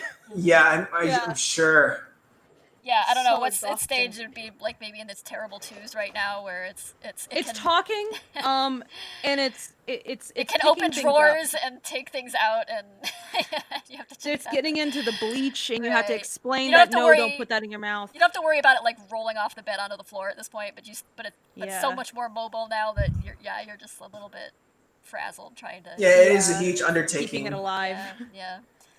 I think that's kind of why I veered away from the whole Kickstarter scene. It's just like, good God. Yeah. I mean, it sounds like fine on paper, like, oh yeah, you get funding for whatever project, but no. Right. Like, I've heard a lot of horror stories. No, it's not. Yeah, I've heard a lot of horror stories. Yeah, I've also heard a lot of my friends who Kickstarted, and it's hard on them because a lot of them realize how long the project actually would take them, and they're already getting angry emails about like, where the hell is this project? Yeah, that's why we decided to do the blog in large part, is because that way we can keep people updated and let them know we're actually doing. We aren't going to have just like this radio silence situation where people are like, well, where did my money go? What's happening? It's like we have this blog set up specifically to show you exactly what we're doing with your money.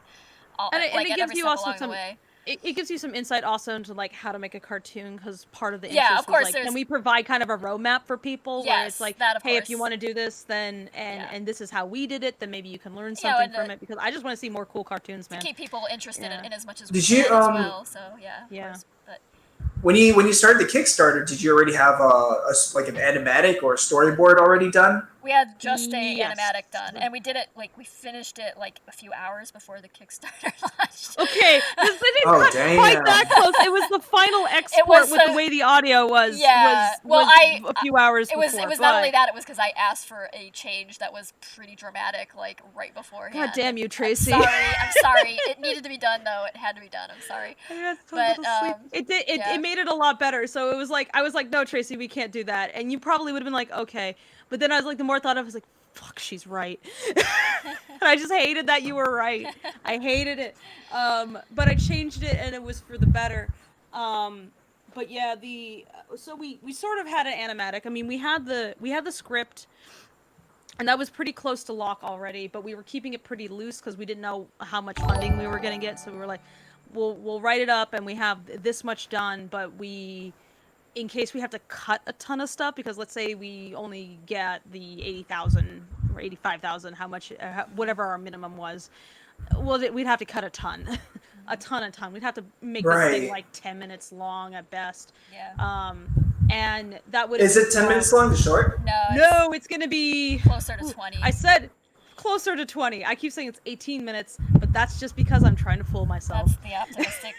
Oh, okay, so it's it's the almost goal, like a full-length episode. Yeah. Oh yeah, no, absolutely, and but we can only do that because we got so Because much of good the funding, level of and that funding, was yeah. because we had somebody who understood Kickstarter and how not to overpromise, and that we were able to even like offer more in a way because we had her on board. And we also like, I mean, part of the funding came from the fact that people wanted books attached to it too.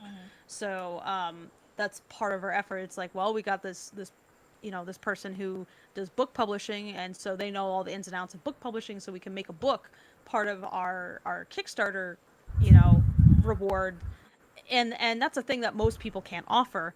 So it's like that business person you get in touch with, you can also take advantage of like all their skills and knowledge for how to build stuff. So like, let's say a lot of people are like, oh, why don't you do plushies or that kind of thing? It's like, we're not plushy people. Yeah, I can get in touch with some plushy people, but we're not plushy people. Until But if your you've- business person is a plushy Yeah, person, it's like then- know exactly what you're getting to. Yeah, until you've actually attempted to have an item like a very specific item manufactured, like prototyped and manufactured and made to your specifications, and that you're happy with, and that ships on time, and that comes from a reliable manufacturer, and like finding one even is tricky, and until you've done that, I don't think any people realize how much work and money, expenses involved, like up front. Because you like do it with the hope of earning that money back eventually, but it's like huge down payment, and then you just hope that you earn back like that plus more. And sometimes you don't. All the promotion. Oh my and God. The publicists that we had on board and all that merch and stuff, that costs money, and so you have to be sure that you're gonna get something back, basically, because they cost money. Like we didn't get none of that stuff just happened, like that's a whole process in itself, like all the marketing that goes into stuff, like the timing in which you release stuff, like if you have like extensions to your goal, then like what you release, and what order, and like and at the same time you also have to have this like intense flexibility. You have to be able to adapt to stuff on the fly, because you never know what's going to happen with the news cycle. For instance, a fucking plague dropped. Yeah. And it was like, that was weird. That like, this has been the single best and worst year of my life. I don't know how one could have that at the same time, but that's what's been going on. It's like, hey, it's my dream job with a dream project, and like all these really cool people I'm going to work with. And also, the world's on fire. Yeah, apocalypse is upon us, so that's so it's like, I'm just going to keep on trucking, buddy. I got my little lifeboat here, and I'm going to pile as many people as I can on the lifeboat, and we're going to brave this storm. Yeah. So let's go, guys. And that's indie. I have been focusing on indie far more than industry work in the past few years, because it's been a lifeboat for me personally. I just want to make cartoons. How do I keep doing that? And it's been difficult. And it's a tough freaking road, but I mean, I feel like I'm making some progress, and if nothing else, I've been having a good time already, so I've definitely learned some things. Yeah. So, a question for you, specifically, Toniko, from ZigShark1. What has been your favorite ever project? The favorite ever project that I've worked on? That's a really good question, because I mean, I can only think of one right now, which was definitely the Dam Keeper poems, because it was a very small crew, but we were all very close with each other. And the director for that show was Eric O, and he's an amazing person, very supportive, encouraging, and being on that production made you feel heard. Mm-hmm. And I really felt like I belonged in that community.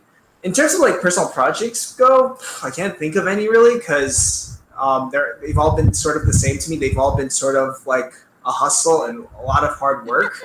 Oh god, a hustle is the perfect description of like the indie artist experience.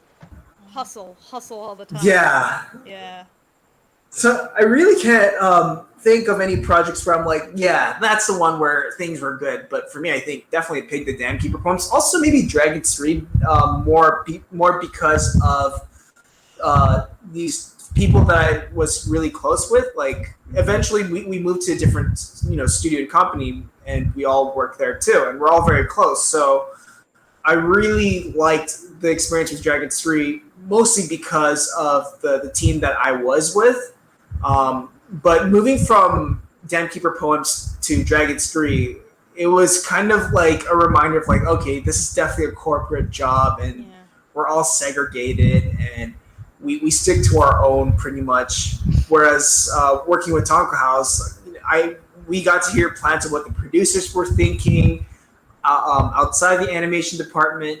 So that was really inspiring because someone like me wants to get more into independent animation, and they're already thinking about that stuff in that studio. I definitely like the atmosphere of the smaller stuff where it's like you can talk to everybody. It's like you don't feel like everybody's like just off on top of a mountain and you can't possibly like converse with like the head of the company. Unless, like, in some instances where I've gone out for a smoke and there's, like, the CEOs, like, it's like, lighting a blunt. They're like, hey, you want some? So, that's one way to talk to people. You don't gotta do drugs to do that. I'm just saying that was a thing. But yeah, like, you're usually so isolated from people. And the reason why I like this medium is I like its collaborative nature. I like being able to talk to people and like working together to make something awesome. And so when that's taken away from me, it sucks.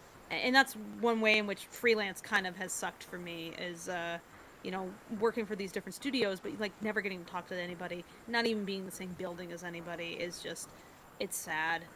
So I really appreciate having a project where we're very focused on like continual communication and like sharing various shit posts we find on the internet. We are dedicated. Well, we're very social creatures to begin with. Yeah. I was just gonna say we're very social creatures to begin with, and we want to feel like we belong in a community.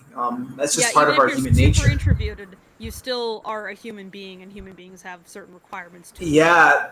That's the thing that people tend to misconceive about introverts, is that we want to be alone or not even bothered with, but it's just that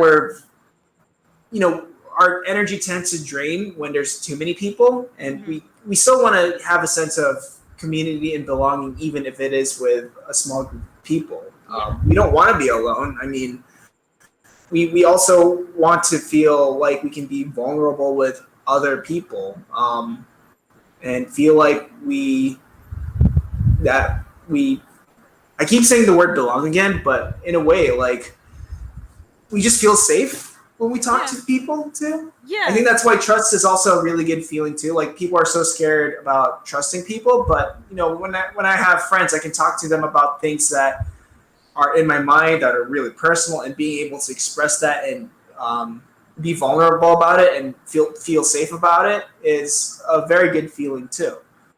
Absolutely. I mean, that's one of the joys of being on this project is like, I didn't come into this going like I'm going to make friends with people, but I have made friends with folks, and I have to be kind of hyper aware of the fact that as the director, I'm everybody's boss, and so I got to be like very cognizant of how I interact with people, so as not to like put like some weird pressure on them or whatever.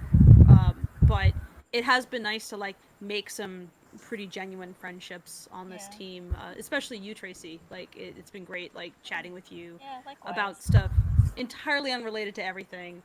Sometimes deeply personal things.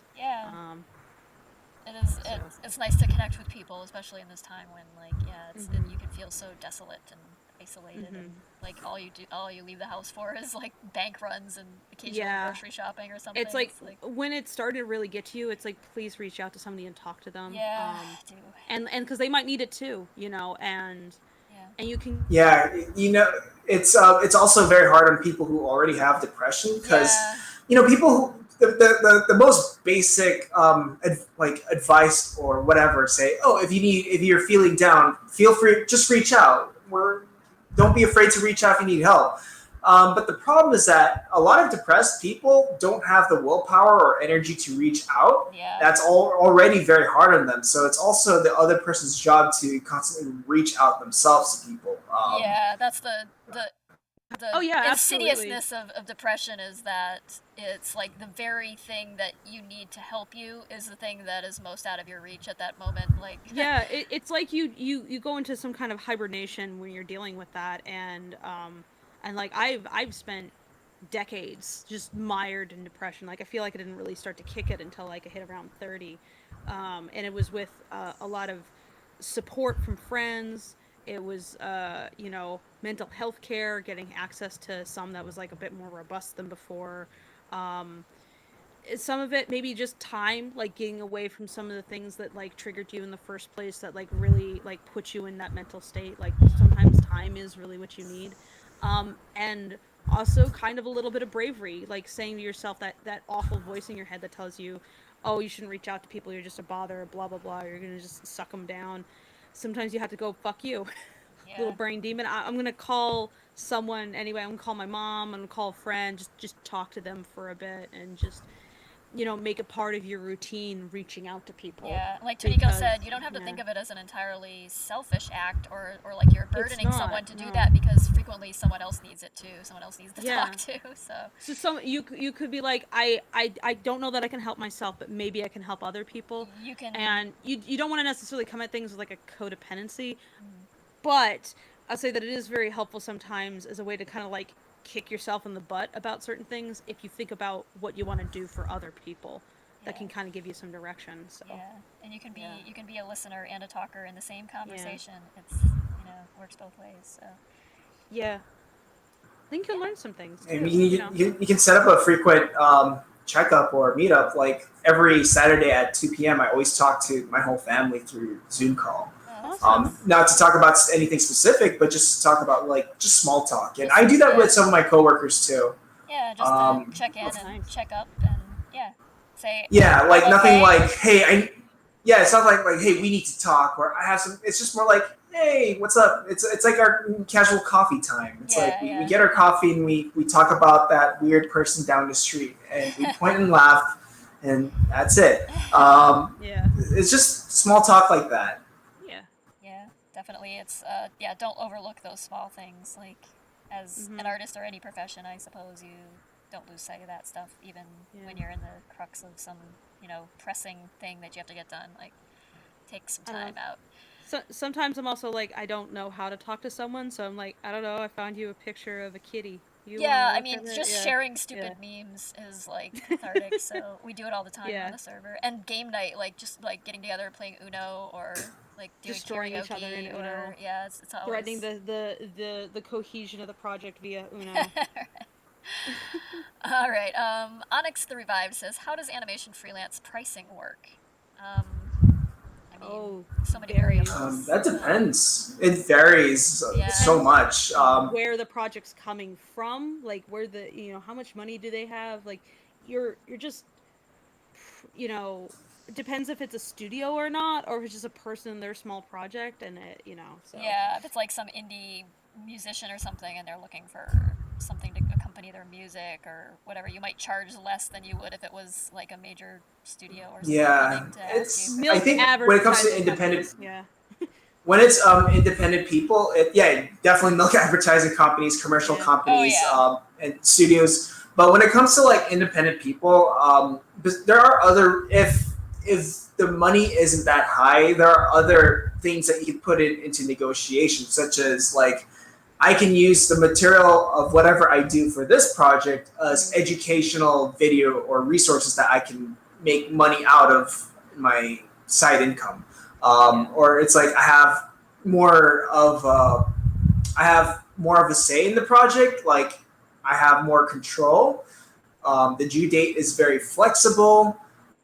Then those are things that I can work around with, and it can be part of the negotiation. Yeah, if someone's like laying a real tight deadline on you, you can charge more than if they've got. Because it's like how much time is that going to take, and like how many sleepless nights are you going to take for that, and then how much recovery time do you need after that? Because, but if they're not paying you that much, but it's like more flexible, then I mean that could work to your advantage in other ways, especially if it's like a little passion thing. where it's Yeah. like I just want to do a good job, but I can't give it to you in like inside of a week, and it's like that's fine. Just just want good work. Yeah, and it depends a lot on like your position as an artist as well. Like usually people who are very new are charging a bit less because they need the experience, the clientele, they need to establish themselves as a professional, and people who have been around a while who have some clout in the industry and are well known and such, maybe in higher demand, charge more. Yeah. So yeah, really quite a variable there. Yeah. It depends on the type of animation you're asking for. Like if Yeah. it's a mixture of Definitely, if you're young, don't sell yourself so short that you're yeah, doing like $1 don't a second. like Don't yeah, do don't that. do work for free. Don't do work for like absolute Yeah, peanuts. don't do work for free. Don't If you're don't working for undersell cheap enough, yourself. then you're effectively working for free, and you're just they're Don't you're work paying them in don't- your time don't work instead to get for something. frickin' exposure. Don't work for exposure. Yeah, I remember. Exposure is nice, but it's a cherry on top. It's not the payment. So Yeah, so like there was one incident where this happened recently actually. Like a well-known company did reach out to me to do some animation work, but it was not going to get credited whatsoever, and I wasn't allowed to share it. I wasn't allowed to put it on my social media, so I charged really really high for that because to me, I also want to create a brand in business. So I did want to have that credit, so I charged really high, and they were like, no, we're not going to move forward. Your budget is too high. But then it's like whatever, because at the same time I know what my worth is. I know that there are other and better projects that I could focus my time on that will make me feel much more satisfied and empowered. Yeah. I think I've been told. Yeah. A lot of us struggle with just the word no and have a hard time just saying no, this isn't right, and you might keep trying to justify it to yourself or something, and but if something inside you is take telling on you every project. Yeah, you can't. you can't. You have to be selective. You have to have your own self-interest in mind, and don't be a charity for somebody. You might sympathize with them to some extent, and obviously if you're in a good position and you can afford to do it, then that's fine, but bear in mind your well-being and your financial stability and your place as an animator and your value. Is that job going to help you get more work? That's a big question also. Yeah. Like, because like what you said, Toniko, like on a project where like you can't talk about it, you can't share it, you can't do anything with it, you're not going to be credited, then it's not going to help you get more work. And so literally the only thing they can offer you is money. Like there's nothing other than money that's going to keep you on that project, and so it needs to be enough money that it offsets all those other things. And yeah, it has to be high dough, so it'll be good in a pretty good long run. Yeah. You want to think about like how to price yourself. How much money do you want to make per day? And how many hours a day do you want to work? Yeah, what does it break down to in like work per hour? Like, are you cutting yourself so low that you're working like $1 an hour, or what? Yeah, don't do bear that. in mind. And if you're working $1 an hour in animation, then you need to rethink how you're animating, because that is way too low. You need to like figure out how to become more efficient, or else raise your rates.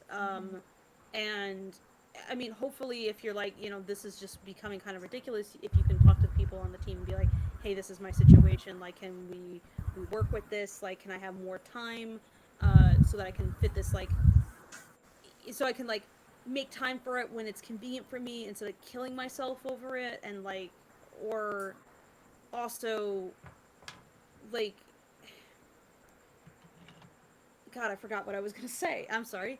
But yeah, it's just always like a concern of mine, is like making sure that people aren't like being taken advantage of as much as possible. Like I continuously feel guilty, even just like, it's like I hope all of our animators are doing okay, and I want them to like, I tell them constantly, I'm like, please don't kill yourself over booze cats.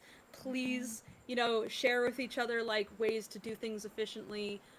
Like here's some steps that you can take to not murder yourself in production. Come ask me questions so that you're not like spending a ton of hours and time on a shot that you maybe can't afford, and then I go and say change it all. You'll like, my job is to help you get it done, and get it done like as efficiently and well as possible, and so please reach out to me. because I don't want anybody to just sit there and like burn out over this. Like I want them to continue to make cartoons. Like I love all their work. That's why I hired them. I was like, wow, that's a really good reel. I want them on the project. So, Yeah. So for the person asking, they maybe, I think we're coming from the standpoint of hiring an artist themselves. I don't know if they were asking as. So I think like the expectation would be to expect a wide range of prices based on who you're asking and what type of animation you're asking for, how long, what your deadline is. But like, ask yourself if you get like how much per second are you willing to pay? Yeah, and if you get a very broad, like you get a very broad spectrum of responses, if you're out like, you know, trying to price it out, that's probably normal. It's just, you know, it's gonna depend. Good also you could talk to other like animators and stuff and ask them, you know, what are normally your prices, but how I was trying to figure out like how to price things for this project is I went to, it's like from my own experience on how much time it takes to do things and how much I've been paid, paired with also talking to other animators who have worked different freelance projects and being like, what is the rate that you've gotten, like how much per second have you made, finding out like how much time has it taken you to do stuff, and just like talking to other people, not just relying on my own experience even, and trying to like get as fair as possible on the rate as I could possibly do.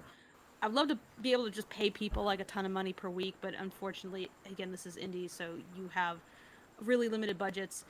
Yeah, I know it looks like a lot that we earn, guys, but it's not as much as you think. It's not as much as you think because that's the surface amount that we earn. It's not after fees and everything else that comes out of it, and then other people in the project need to get paid too. And then everybody else is getting paid, and it's even if it was the full amount that you saw on Kickstarter, it's still a shoestring budget for an animated short film. It's still a tiny right amount. Yeah. So ask yourself, like, what are the parameters in which you want to work? Like, if you can only afford X amount per second, then you're gonna have to start choosing a method of animation that makes more sense for that. So like the lower you go, the more like restricted your animation has become. It's probably gonna be more puppeted, one angle, very few backgrounds, simple staging, and you can still get a great cartoon out of that. But absolutely, just avoid screwing people over as much as you can, and at least like when you go and you hire people, make a contract, be really transparent with them about what you want from them and like how you're going to pay them. Don't like surprise people, don't be shy about that, because it's really frustrating if you're going to come into a project and you have certain expectations and then nobody's like interested in actually talking about like this as if it was a job. It's a job. Treat it like a job. Treat people like your employees. Yeah, art is a job. Respect their time. Contrary to what a lot of people believe, art is work, and a lot of what you're paying an artist is not necessarily for the act of just like putting their hand on a paper and piece of paper and like making marks on it. It's for all of the years. It's all of the years of training they've had beforehand, all of the education and experience that they've accumulated that you're really paying for. So and their resources too. I mean, like like you want a painting, like you want like a painter to do it. Like they need to buy tools to do it with, paint and the canvas and the brushes, and they have to maintain all those things. Same goes for software, animation software, and computer equipment and the licenses, all of that. So all that stuff costs money, but there's a lot of, at least when it comes to software and computer power, you can do a lot more with less nowadays. It used to take like really intense workstations to do anything and very expensive software. Nowadays, you got a potato, can it run Blender? Okay, you're going. Go ahead, make it short. It's free. Yeah. I guess you could. I don't know if Blender can run. Yeah, there's like a lot of capable free software, and computers nowadays like are capable too. 20 years ago, or maybe even more, we had those really expensive SGI computers just to do 3D, but now we can do that in our own bedrooms. Yeah. So you don't have to have like a server room just to render stuff. It's, right now we're living in a very inspiring and powerful time for what was animators. It, like the 3080 or something that just came out by NVIDIA, like RTX. The RTX, $500. And it's like so much more powerful than the 280 that I bought last year. And it's much cheaper. Yeah, a lot of people are ranting about like, oh man, I should have waited. I was about to buy an RTX 280, but then as soon as that announcement hit, I'm just like, okay, well, I'll just wait a bit more until the 3000 series comes out. Manu says, I'm kind of pissed, not gonna lie. I don't blame you. It's very, very tempting. But also, like, I mean, it bodes well. It's like, you don't have, as just a quick aside, please maintain your equipment when you're doing freelance animation, because if you are operating Potato will rot one day. Take your money, make sure you always put some aside so that you can repair what you have, because with indie it's you know, there's not usually an IT department that's going to help you, and they're not usually even supplying you with stuff, and I strongly suspect that given the way that work from home is going to go, I kind of suspect that some studios are going to be taking advantage of that. They'll be like, use your own equipment. Right. Isn't it so convenient? And then they don't have to spend money on all that crap. Oh, they're absolutely going to try and pull that bullshit. They're going to try to pull that. So be aware of that. If you see studios starting to go like, oh no, just use your own equipment, it's fine. It's like, they start thinking about in your contracts charging fees for the use of your own equipment, because you don't want to save up money. Right, like license and monthly fees. Yeah. Yeah, I think it's called a box fee, and a lot of studios like pretend like that doesn't exist until you bring it up. Yeah, careful using your potatoes, guys. Potato is great when you're just starting out. I'm not going to say Potato isn't good for certain things, but once you get to a certain level in your professional career, you're going to want to upgrade past Potato. And that's why you want to earn real money. And that's why you don't want to sell yourself short, because the money's going to have to come from somewhere. But also, there's no shame in having another job on the side. If you are like stocking shelves, and that's, well, it's not exactly the safest thing right now considering everything going on. But, you know, it's, if you got like something stable on the side and it's like bringing in some regular income, that's fine. You don't have to be a pure artist so you do nothing other than this. It's like, don't worry about that. In fact, you don't even need to survive. If you don't want to even bother making it your job, you can just make it your hobby. You could do that. That's super free. Like everybody, you don't have to worry about anybody. Yeah, I mean, if you have the financial, stability to do that, and you don't have to have a side hustle, you can just make it a fun thing. Yeah, there's no shame in honestly, that's a barista and being comfortable. Yeah. So yeah. Anyway, we just have a brain disease, so that keeps us locked into this. So, but that doesn't mean you have to. Sort of on a related note, Kenneth says, "Is there a kind of animation website that helps directors easily find a crew, like sound engineers, background artists, etc.?" Twitter? Not that I can think of. I mean, the problem with Twitter, problem with the Twitter beacon.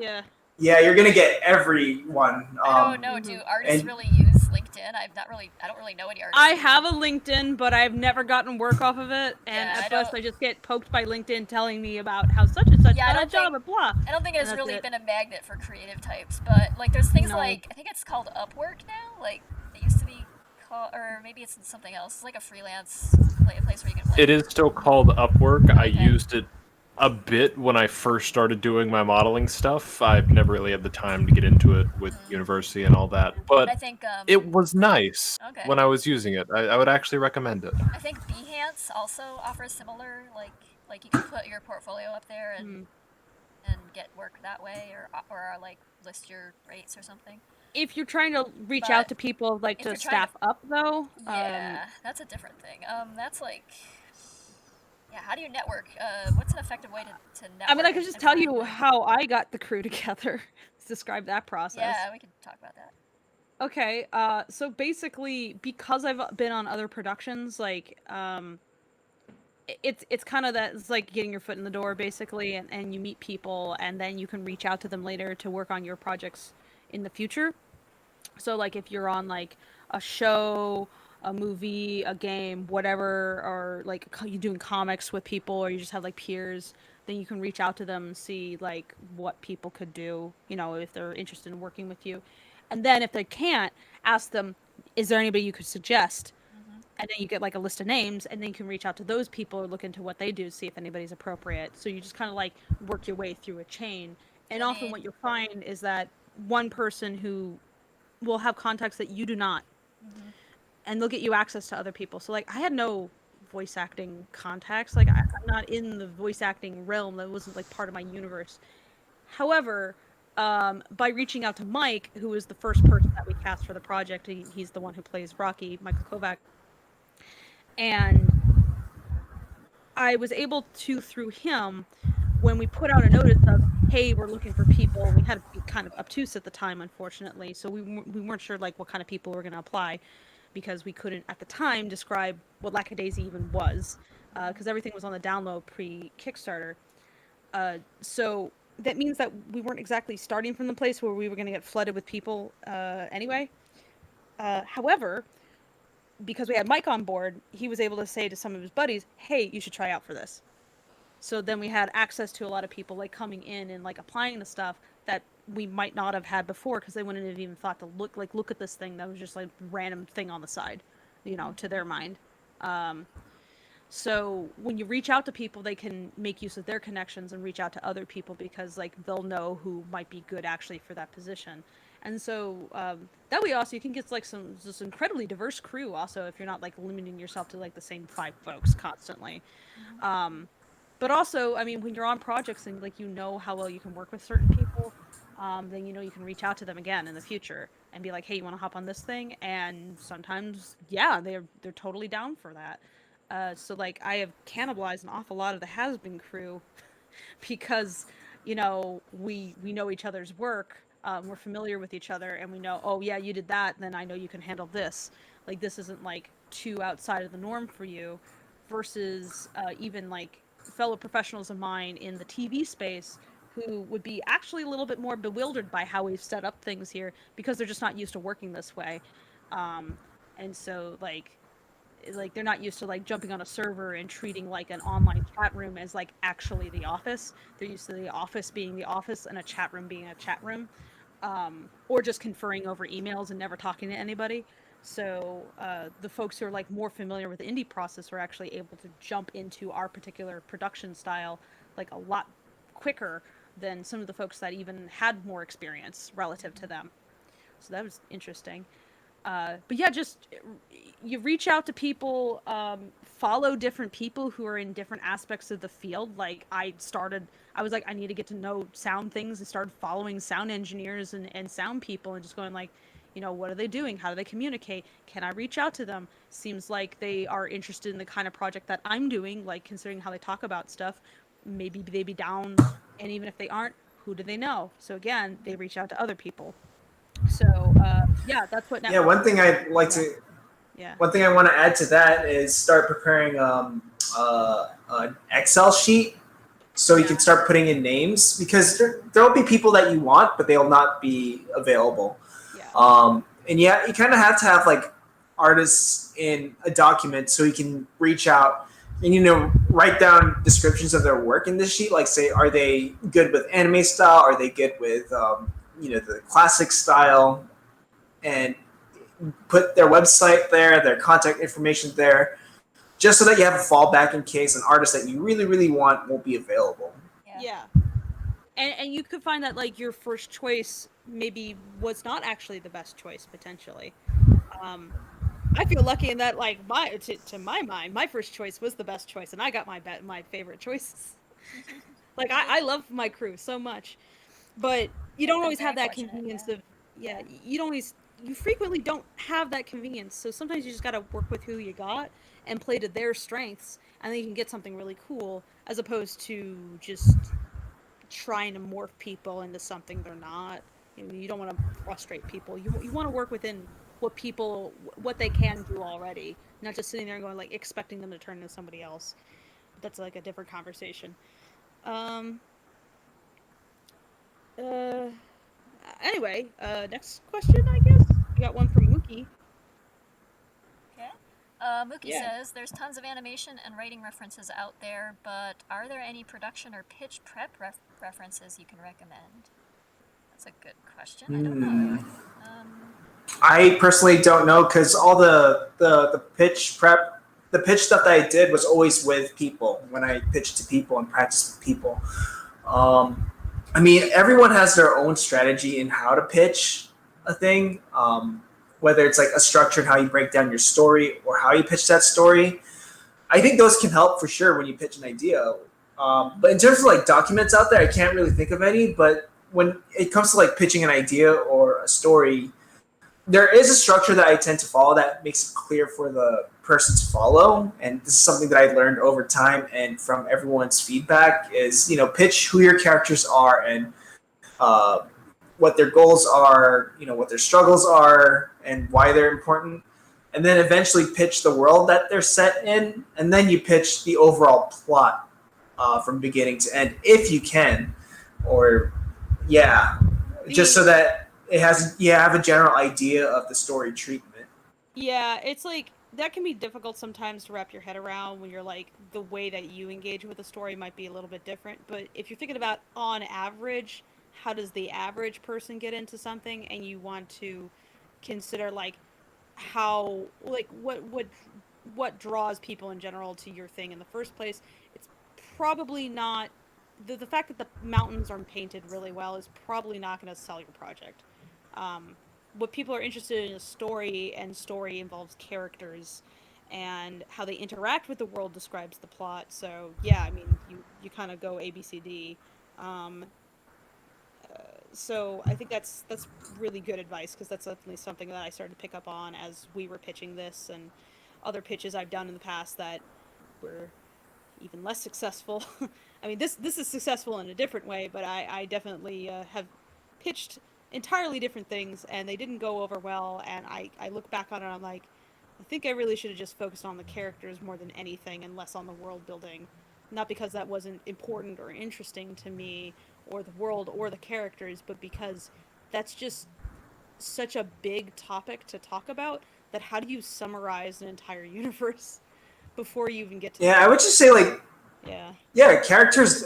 I mean, focus on the characters because they're the ones that drive the story forward. That's where the emotional investment comes in, and you won't be interested in the details of the world, like the encyclopedic knowledge that you have as the creator is not fascinating to anybody until they're emotionally invested in the character. And that's what the character's job is. So it's like folks who are like really into Lord of the Rings, who love the world and they know every little minutia, but it's like if you don't give a crap about Frodo and his friends, then then it's all just all just like reading the dictionary or reading like it's like that sure is a book, that doesn't even mean that's bad. It's very just dry. That it didn't like hook you in there, and one of the reasons why you get hooked in there is that like Frodo is just kind of a funny dude running around being a little ass until shit goes awry. So and then it's sad. All right, so we have one last question here. Did we fully answer that about the pitch? I think there was like any references that you can look at for pitches. I'd say look at other pitches. Yeah, probably. There's pitches online. Yeah, there's probably pitches that you can look at that were done by things that actually got greenlit eventually. So I'm sure you can find some of that. There's like pitch Bibles online. I mean, pitch Bibles is good to have, but I think you have to also really, really harness the skill of pitching and really selling your ideas verbally. Because like every pitch Bible can look good and can be readable, and the format works well, and there's like a sizzle reel along with it. But I mean, it just won't sell. Maybe it's because you're just not invested in the idea, or maybe it's because they have ideas similar to it. But you really do have to harness the verbal skill of pitching an idea. And then we have one last question, and I think after that we'll head into wrap up. Wrap it's like up. past 9 now. So we have from Zach Young. Toniko, have you ever thought of the animation industry in Indonesia? I personally don't know too much about the animation industry in Indonesia. I know they have done some. I think they did the feature film about Independence Day over there with an anime style. I never saw it, but I remember seeing a trailer of that. I don't know too much about the Indonesian animation industry, to be honest. When I grew up, part of my life in Indonesia, the only access to animation I had was the internet. There were no like life drawing classes you could walk into because it was. I don't know if the country being mostly Muslim or Christianity had something to do with that and the regulations for that, but I couldn't find live drawing classes, especially when that was a requirement for shared animation portfolios for the entrance portfolio exam. But in terms of the industry, I think there is something in the Philippines for sure. There's outsourcing studios in the Philippines. If I were to, grow an independent studio, I'd probably start there because my family is from there. I considered Singapore because Singapore is kind of like the mega city of Southeast Asia, and they kind of connect with every Southeast Asian territory: Philippines, Japan, Indonesia, etc. But their view on animation isn't too respectable. They don't really see the value of it, whereas in the Philippines, there's more value to animation, even though it's not paid well.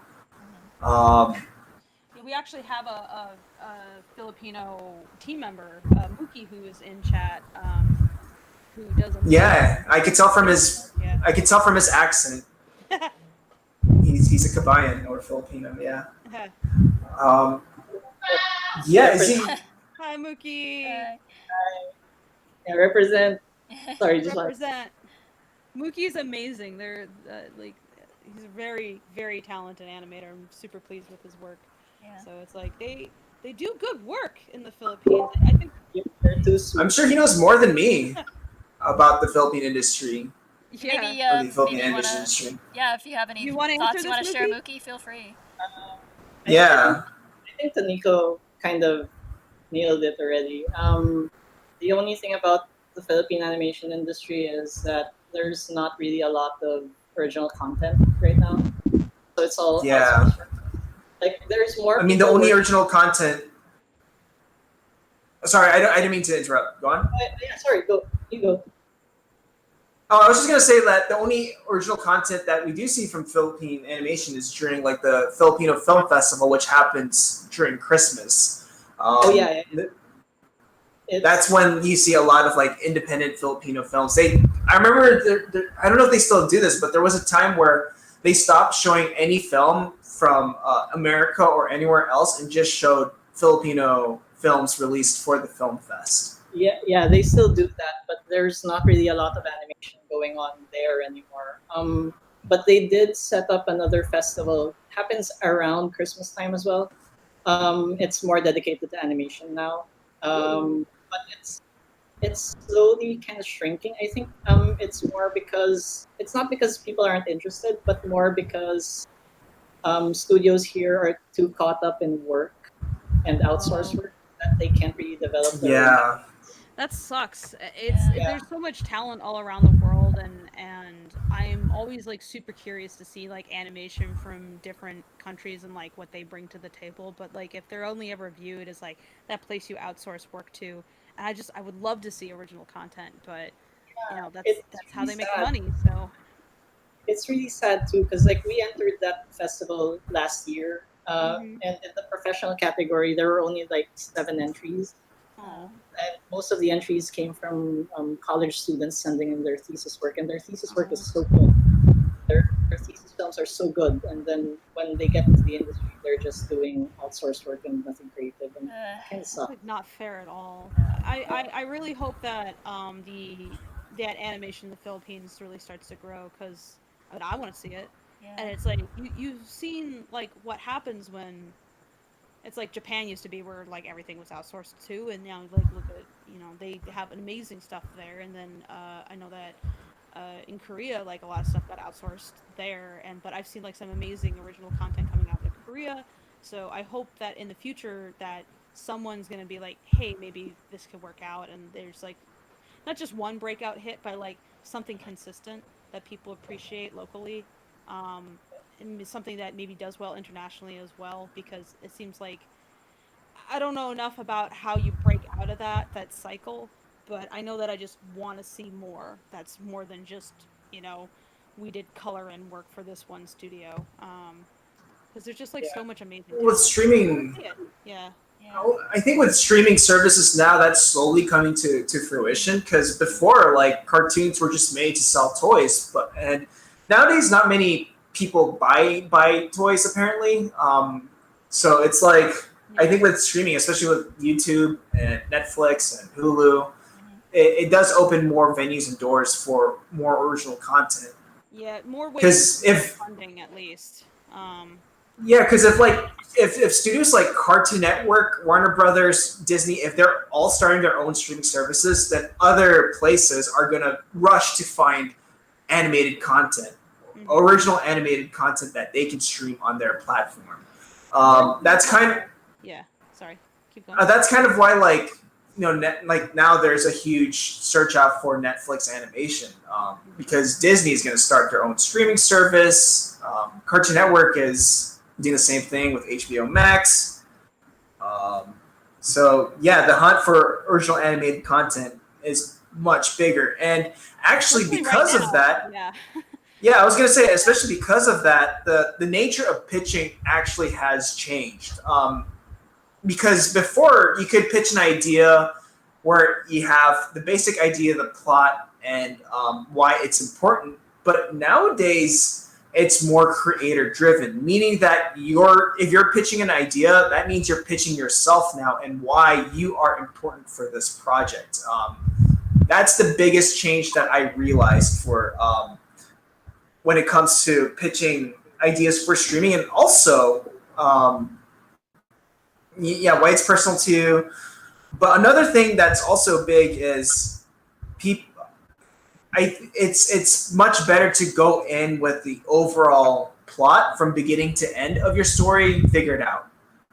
Like pitch an idea that it is in its tightest form. Whereas before, you would pitch an idea that was sort of fleshed out, but more room for the studios or the producer's interpretation. But nowadays, it's like they want to see a product that's by you. Yeah, and it seems also things are aiming more for like 2 to 3 seasons now instead of like go as long as you can, as long as it's profitable. Like they want something with a beginning and end. I don't know if this is exactly studio driven or if it's I know that was actually a difficulty that we had in pitching where I pitched to a studio and they're like, okay, but like we're looking for stuff that will go for like multiple seasons, so it just like sustains us. And it's like fair, but if your goal is to just have like a story with a beginning and end, which instead of like a sitcom that goes on until it's driven into the ground and stops, generating revenue for advertising revenue or something for the network. It's well, the beautiful thing about like streaming services is that there's a lot of content. So even if one thing ends, there's going to be other shows to explore. Right. Well, no, I'm not saying like I think things ending. Yeah. I think there's an argument to be made for like something is stronger for having it. Like some types of storytelling maybe can just go on and on, but like I think the stronger stuff, the stuff that resonates more and is more memorable is the stuff that has a beginning and end and does complete itself. Whether it's in the course of 2 seasons or 5 seasons or what have you, but depends on the story, of course. I mean, there's some sitcoms that are like have amazing impact, but also they have like a good story within that episode. Right. Like, important. Like story doesn't have to be the overarching story. It can be the episodic story as well. But I guess they are going more for like the auteur thing instead of it's almost like the creator and showrunner is a much more known entity at this point in time. Maybe it's just because we are so tuned into it, but it's like seems like every new show or cartoon that comes out, it's like I've heard of this person who's like showrunner. So I guess I don't know, maybe we're just paying more attention now. It could be that we're just paying a lot more attention because we're It's so funny that you say it's like, oh yeah, everything's like more creator driven now. And meanwhile, I'm thinking back to like that infamous article on Cartoon Brew regarding My Little Pony, which was like the end of creator driven animation. And I was like, buddy, it was only the start. It's like it's been interesting to see how things have evolved, and I just really hope it continues to branch out. Especially things are constantly changing. Yeah, it's also like now that Disney has their own streaming service, they can just put out stuff themselves. Do you even want to bother to compete with Disney for like material within a certain age group. It's like now it's like you want to make a cartoon, you want to have it stand out, make sure it's not Disney, like have it aim at somebody else.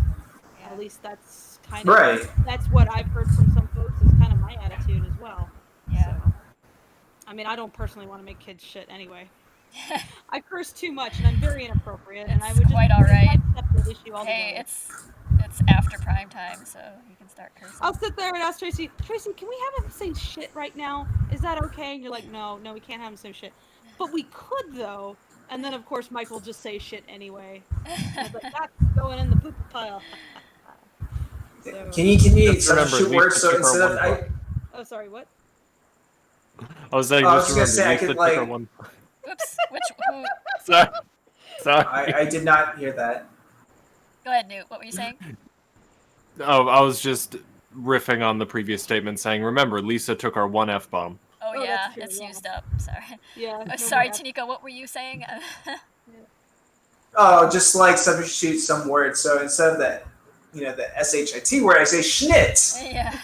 Like because, stupid things like that. Just because of the nature of Rocky, I always it's like he can't just curse with 4-letter words or whatever. It has to be something way over the top and way more verbose than it needs to be, and just like words no one's ever heard of. And yeah, you gotta be what the heck, man? I like to be much more. You gotta like. Gosh darn it! Like he's not allowed to use a gun, and he's not allowed to use just like regular curse words. So it has to always be like something way off kilter for him. So part of the challenge. It's funny writing dialogue. Like I've had some folks every so often for streaming, and Mike is on, and people ask.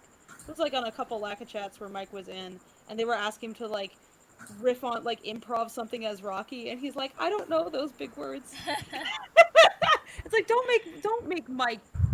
Yeah, it's hard to. It's a hard thing to improvise. You have to like write it ahead of time and like do research because Mike would have to ingest a lot more books and have he's an amazing professional. He's actually really he's very as goofy as he comes across. He's very serious about. He's not a walking thesaurus, not like Rocky is. No. It's a performance, and there's multiple people involved in that performance. So, but yeah, so we got one last question from Matthew Coe. What was the best way to adapt an existing property, like say a novel?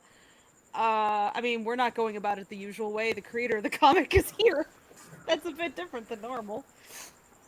Normally, you'd be just cut out. Yeah, that's a tricky one. How do you adapt like a novel? I mean, sometimes the author themselves will write a screenplay. Other times, they'll hire someone to write a screenplay based on a novel. It all depends. I mean, involved at all. Yeah, I mean, tangential, and you just chuck it. You chuck the source material. Like, I'm gonna make my own thing, like Stanley Kubrick tended to do. He just looked at the book and go like, I can do better. Yeah. Yeah. I was like, I'm gonna take some of these core themes and then just work around that. Yeah. I mean, the thing with like books and novels is that it's more interpretive to me. Whereas when it comes to like film and other media, you kind of have to be selective on what you want to focus on. Yeah. I mean, one of my favorite books of all time is The Last Unicorn. I really love that story too. And if I would love to do some form of animated content out of that. Yeah. But I would probably, if I were to spearhead a production like that, then I would definitely make some changes that resonate to the messages that I want to push forward or characters that I want to strengthen. Yeah, frequently, the director or whoever ends up pitching it to producers is wants to make their own personal changes, put their own personal touch on it, which is cool too. I mean, as long as like Peter S. Beagle is dead though, isn't he? He's not. No, he's still alive. Is he alive? I met him. I think he's still around. Yeah. Okay, I don't know why. When Last Unicorn finally got out of like copyright jail, and or legal jail of a kind, where he got control of the Last Unicorn again, and it has like a new I know it's like a new owner of it, and because the prior owners were just garbage, they were just garbage people taking a horrible advantage of him. So finally got out of like what was basically copyright jail, and they were finally able to put out like a new re-releasing The Last Unicorn with like really good quality, and he was going around on tour, selling his books, talking to people, and And yeah, I actually got a chance to meet him, and I Okay. was Yeah, like, no, I'm how glad you he's doing? not dead. I don't know where I got No. that idea, but yeah. If he died, it was very recently. But yeah, I got a chance to meet him, and I was working on the script to my own comic, and I was just kind of terrified. And I was like, "Does this get easier?" I said to him, and he's like, "No." Yeah, I think No, that's... it's still terrifying to write. Yep, I'm like, that's oh, thank you for being honest. Yeah, the that's longer that's the art and struggle. Yep, it Yeah. does get harder. Like I said earlier in the thing, if you were here, you may have missed it, but or weren't here. Then I mean, Toniko released a video on his YouTube not long ago about how it does get harder. How it does, like the struggle remains. It may change, the nature of it may change, but yeah, things. I mean, people change over time. Yeah. Your priorities change, you grow, and your I'm a better points of writer. view change too. Yeah, and that's not a bad thing unless you are suddenly morphing into a grotesque iteration of yourself that just hates people. I mean, probably don't do that, but but it's good. Like, change is good, growth is good, and I mean, the last thing you made should probably not be the best thing you made anyway. That's kind of sad. You can have something that's like more successful than the last, that where like you had some success, and then other things are not quite as successful. But I mean, I'm always just trying to like do better than the last time if I can. It's like, what else am I experimenting with? What am I learning? So none of it's gonna get to perfect, but eventually people seem to think you're good, I guess, and so you just keep going. Uh, so some, I guess, on adapting novels and stuff, just pull out some core themes at least. Don't like completely violate what it was about. Have something interesting to say with what you're doing and you're adapting. Yeah, and if you it. can get the original author's blessing, I think that's probably the best. Yeah, that can be pretty cool. I mean, if they're not a douchebag. Yeah, Right, I mean, Tracy? it's not You're a always douchebag? possible. I'm sure a lot of them Yeah. are, but yeah, I mean, It's like, look, this douchebag. I hope have I'm to talk not. to I me hope every I'm day. I not a have to douchebag. appease her. I can't believe this. Because just someone tell me how to slice her out of the process. I'll just take boost cats for myself. No, I would never want to do the copyright. Screw her with the copyright thing. Copyright jail for years and decades. No. No, I wouldn't want to do that. Tracy has been someone I have learned so much from, and we're actually largely on the same page about a lot of stuff, and we're frequently bouncing off of each other. If you come into the streams and we're chatting, we'll just say like total nonsense making up shit. And then it turns into a nightmare like Tramp Stamp Freckle, which I'm just like, why? We get interesting art out of it, so. Hey. Yeah, we sure do, everybody. Thanks. Thank you for humor. Oh my god, it's like I want to enthusiastically embrace that shit, but it's like, but I'm the director. I have limits on how I'm supposed to behave. Yeah, fuck. you're supposed to be fun police, but yeah. I'm supposed to be the serious. It's like I can't encourage too much because I know how far it will go. If I lean as far as I want to do in terms of like ridiculous shit posting, holy shit, will it go off the rails. So instead I have to satisfy myself by just saying horribly inappropriate things to Tracy and making her laugh. Mio Molten Paw says, Toniko, the animated adaptation trailer for the City of Secrets is absolutely amazing. Hard agree, that was beautiful, and Thank you. Victoria Ying, was that? That's the author, right? Yeah.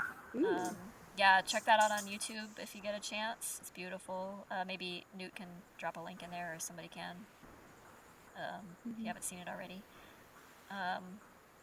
Yeah, very, very lovely stuff.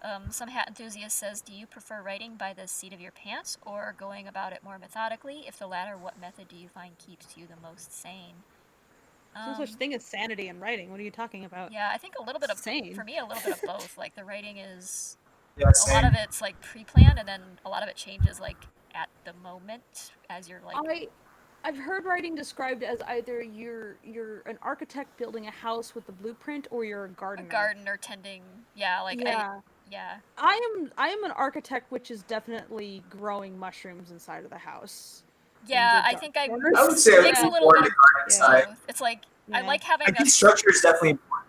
Yeah, I think structure is important, and I like having a framework and a map of where I'm heading to, but at the same time, like, in order to keep myself interested, I need to have places where I can improvise and add and change things a little bit here and there, and like, so, I don't know, it's maybe there's like... a lot of black mold in my, it's like an architect, but I'm like constantly reworking the interior design or something, or like all the shorts I've done, the storyboards were always different. Like they always had a different ending from what the final outcome was. yeah. Like I changed it during production. It's probably not the best thing to do, but it's what I felt was needed for the story. In our case, because our short is so lengthy and has so many moving parts, we can't go about things quite that haphazardly. It's like that. Yeah, for the short, yeah, with an animated thing, like the script needs to be nailed down, because then you have to build the storyboards off of that and the animatic off of that. That is like a pretty strict guideline for the animators to pull from. But at the same time, we have found space in which to kind of improvise and like find new direction. Like, sometimes when you come out with a better idea on the storyboard, you're like, sure, let's do that. Yeah, we've revised the storyboards so many times, and then like sometimes the voice actors will come up with something. We're like, oh yeah, we're working that in somehow. Like we gotta we gotta change this line to accommodate that, because that was like hilarious or whatever. Benny and Malcolm, who play Seraphine and Nicodeme respectively, they were just so good at riffing off of each other, and they just like so much more interesting things to say than even what we could come up with. That like we would write things, and if they came up with something that was better, it's like, that's going in.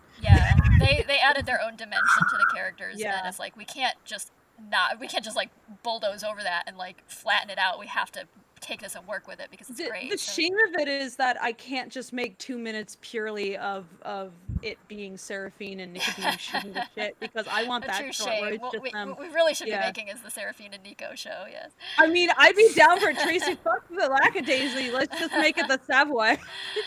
Yeah, just them. I'd be so down for that. Especially if it means I get to bring Malcolm and Benny back into like a recording booth together, or digital one at least. But yeah, they're very fun to work with. All the VAs have been really fun to work with, and I'm always sitting there going like, they've all brought something extra to the characters. Give you more to do. Yeah, they've all brought something more than was there to begin with, and that's always like that's a great feeling. Yeah, if somebody can like take your concept and like elevate it, it's like that's amazing. And then you get like amazing things like Tracy's able to talk to the characters. It's a little weird. It's a little weird. It's like, oh fuck, he's outside my head. Oh, like you have like are you saying that you do voice chats where you're talking to the actual characters? Well, we've done like lots of Lacka chats where they will get into character and they will have discussions among themselves and with us, like the crew, and as the character, and so it's a little trippy. And then other times it turns out that you cast somebody who turns out to just be extremely like that character. Yeah, there's a little unnerving. It's like the day or two before the Kickstarter released, Mike posted a picture of himself on Twitter of him just like downing like a whole thing of syrup, and we're like, what the fuck, did we just actually hire Rocky? No. And sometimes I'm deeply concerned. Is this a problem? I'm not sure. But yeah, no, they the VAs have all seemed to like really like found something in each of their characters where they just love them to pieces, and so they really get into them, and it's really fun to like hear like what they like about the character and how they imagine how that character might think or feel, because I mean then it can kind of like add to your mental model of who that character is. And then the same goes with the animators, where you're talking to them and like how are they imagining how the character moves and thinks and that kind of thing. And the closer the animator can feel like an actor, the more natural that animation can be. It's not just moving pieces, it's a thinking person, and you're just drawing them. You're just drawing who you see as if they were like you're in a cafe and just observing somebody, or you can hear them in your head, because when you're animating, you're getting really deeply into that character, all those micro expressions, like how they're moving, precisely how quickly, what's motivating them to behave a certain way, and you definitely get into the character. Even though you're not the voice, you're trying to express as much personality in the character via voice or elsewise, and just like keep adding to that. And that's something that I just really like about animation, is that it's just really lengthy, time-consuming puppetry. Yeah, and multiple people are involved in. It's not just one actor interpreting the character. No. It's like the animators are actors in their own way. Very much so. I try to encourage them, especially for like more difficult characters like Mordecai, where animating him is hard because he just doesn't follow some of the easy things you could fall back on for animated characters because he's just not that animated himself. So you have to like really go like really kind of dig down into that mentality to be like, okay, well, what are the limitations to this motion and like how he would move and why I'm he's so curious to see. I would love to see some animation of the pilot so far. Oh yeah, sometime. We do have a little bit. We should invite him into the animation channel so we can see like. I'd be fine to give you a temporary pass to Nico if you want to just look at stuff after we're done with the shop talk, and we can continue to talk even after this, just not with a YouTube audience. But I would love. For Yeah. Yeah, if you want to see, I'd be happy to show you. Absolutely. So curious. I would be honored to have you look at it. Anyway, I think we should wrap up. I don't believe we have any remaining questions. We have only one question, and it's one. for Toniko, and that is, what indie animators do you recommend that we review or other people that we check out in the future, Toniko? Let's drop some names so we can get in touch with them. Yo, I gotta like load up a list. Definitely. Man. Yeah, I have to like get a list, but the top of my head that I think would be good to reach out are people like, Ed Scudder is the one that inspired me the most for sure. That really got me into animation. Independent animation though, because that is something. Got some randos on Twitter that you just like to see their work, you know, even if it's just like tiny. I mean, you guys already looked at Worthy or talked to Worthy, right? Yeah, we have. Yeah. Yeah, of course. Yeah. I'm sure there are people in the back of my head right now. I'm just trying to because. Are there any coworkers? Yeah, dang! Holy crap! It's cool if you. Yeah, we don't want to put you on the spot, so we'll hit you up later. I'm just trying to think. One of my coworkers, Rune Beneke, is a fantastic animator. He can do everything basically. Chris Palmer, he was a director on Voltron.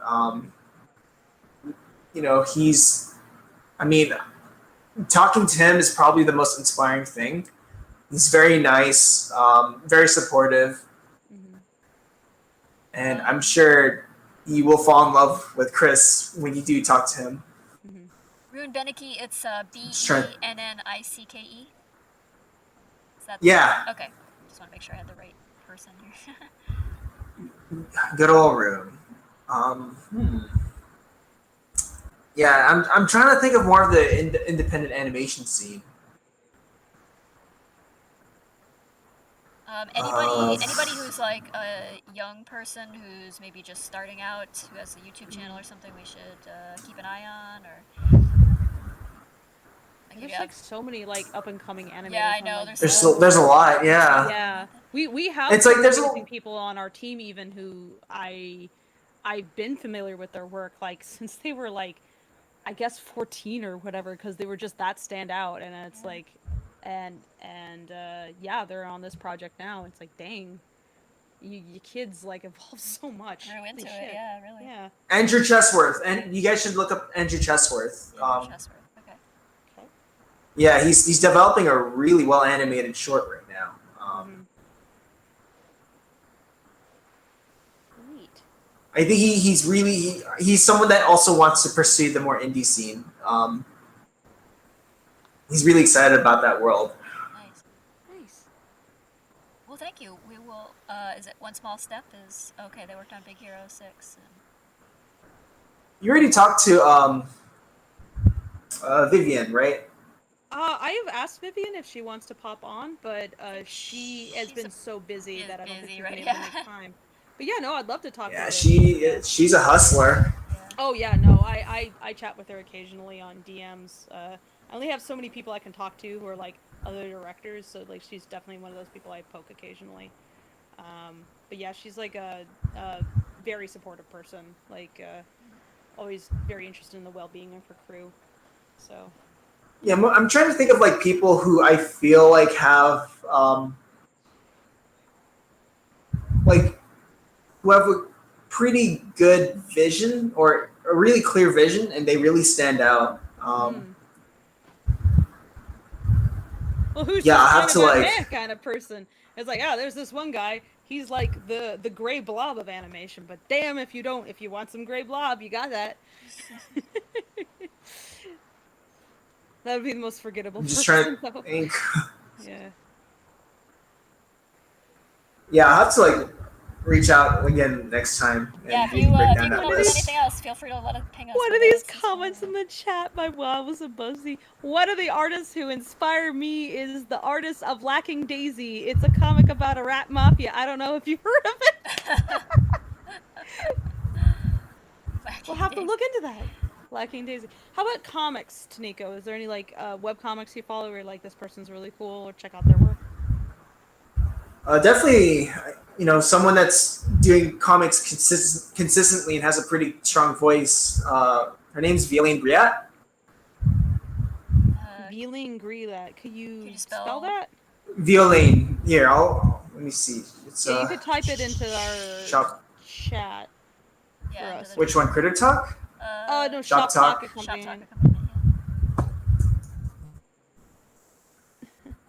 There's Violaine Briat. Okay, thank you. And what's their comic? She's done so much. I think she's doing one for I think there's something going on in Japan, like a competition. Ooh. Okay. Violaine Briat. Thank you so much for all these names. I'll have to look them all up. Yeah, wonderful. Thank you. At the very least, maybe I get like, oh, that's a cool person I ought to check out. Yeah. Oh, Matthew Coe brings up, by the way, I guess before you go, Toniko, do you remember the Lackadaisy animation test you did way back? Oh yeah. Oh yeah, that. I did. I think it's somewhere. I think it's somewhere online, but I don't have. I actually could not. Wait, no, actually. I could actually, not wait. find it. Wait. I think I still do have it actually, because I'm pretty sure that it's in the same folder of all my high school stuff, so it should be there. God. It's. I wasn't sure if you wanted it mentioned or not, or like I didn't want to like. I know sometimes old work is like No, because it's all there. And here's the thing about old work.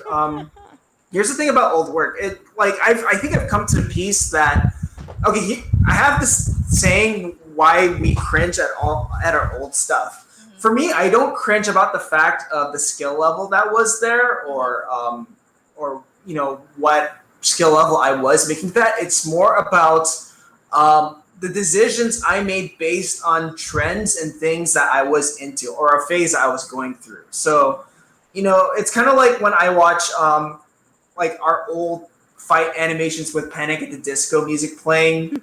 It's kind of like going back to an older version of you where you thought that shit was dope. Sorry, that thing was dope. You can swear. No, the characters can't swear, but you can swear. Yeah, we were just talking. Yeah, we are. Yeah. So that like, shit was dope. Yes. Yeah, it's like reflective of. It brings you back to like a mindset that you kind of were embarrassed about. But in terms of like skill level, like I can sort of look back and say, oh damn, I was pretty ambitious for a teenager doing this type of stuff. But it's more like the artistic choices that were made. It reflects of a past viewpoint that you had that you don't really agree with anymore, or something that kind of makes you go, oh, this is so embarrassing. I can't believe I was into this. I cringe. That's just an example of why I would personally cringe. Like when I look at my old drawing style, it's like, oh man, I can't believe I used to like this and now I really don't like it anymore. Sometimes it's also just like negative memories that you have associated with it, even though there's nothing inherently bad with it. It just like triggers an old memory for you that is uncomfortable. Yeah, it triggers like. Yeah.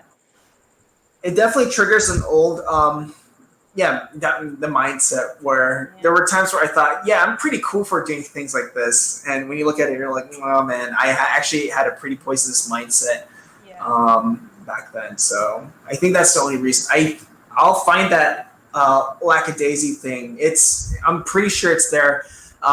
Usually I have to export the old SWFs into MP4s, make it a readable format. Yeah. So it's I would there. love to see it. I'm so curious what your interpretation was. We just It's bad. watched I don't care. I want to see it anyway. We just watched we found the Russian stage play of Lackadaisy by like this group of, I think, high schoolers like doing something for a local anime comic con, and it is delightful. And it's like it's cheesy, but it's like it's just so freaking genuine, and there's so much to love about it. And we were just getting such a kick out of watching it. It was wow, very they're much really their own crafting it. interpretation of what it was Yeah. about, and that was, I enjoyed that. I thought it was really fun. I was very charmed by it. Yeah. I can't die. I haven't made. I mean, obviously I'm biased, so I guess, but you know. But yeah, it's very cute. But anyway, old work is like it's also can be it's useful to keep around. I understand, like, personally I like to not promote older work. I don't like to like dredge it up so much, because it's like you kind of, in terms of like putting things on the internet, you kind of want to put forth like what your current, like, especially if you're a freelance artist or something, you kind of want to put out like, here's where my current skill set is. I don't want people to get confused about like where you're at, like in terms of your ability and things. So it's almost like putting old things out can be a little bit like someone might look at your older stuff and think that that's where you are. You know, you're trying to represent yourself on a professional level, so it's understandable that you might not. If it's like within the context of like, oh yeah, here's my old art, here's something I did when I was young, and this is where it came from. That's cool. I'll post it in that case, but it's like, or show it in that case, but it's like you don't want to accidentally intermingle it with like, if someone does a Google image search and they see like a bunch of your stuff that you did when you were like 16 or 17, it's like, oh no. Right. It's weird because for me, like I'm more at peace and I'm super comfortable with watching old work that I did that was just made for a 48-hour film fest, or something that was just made for shits and giggles. But then when I watch projects that I worked so hard on and I knew that I wanted to go somewhere, and I realized, oh man, I can't believe I used to think like that. I can't believe this was cool back in the day.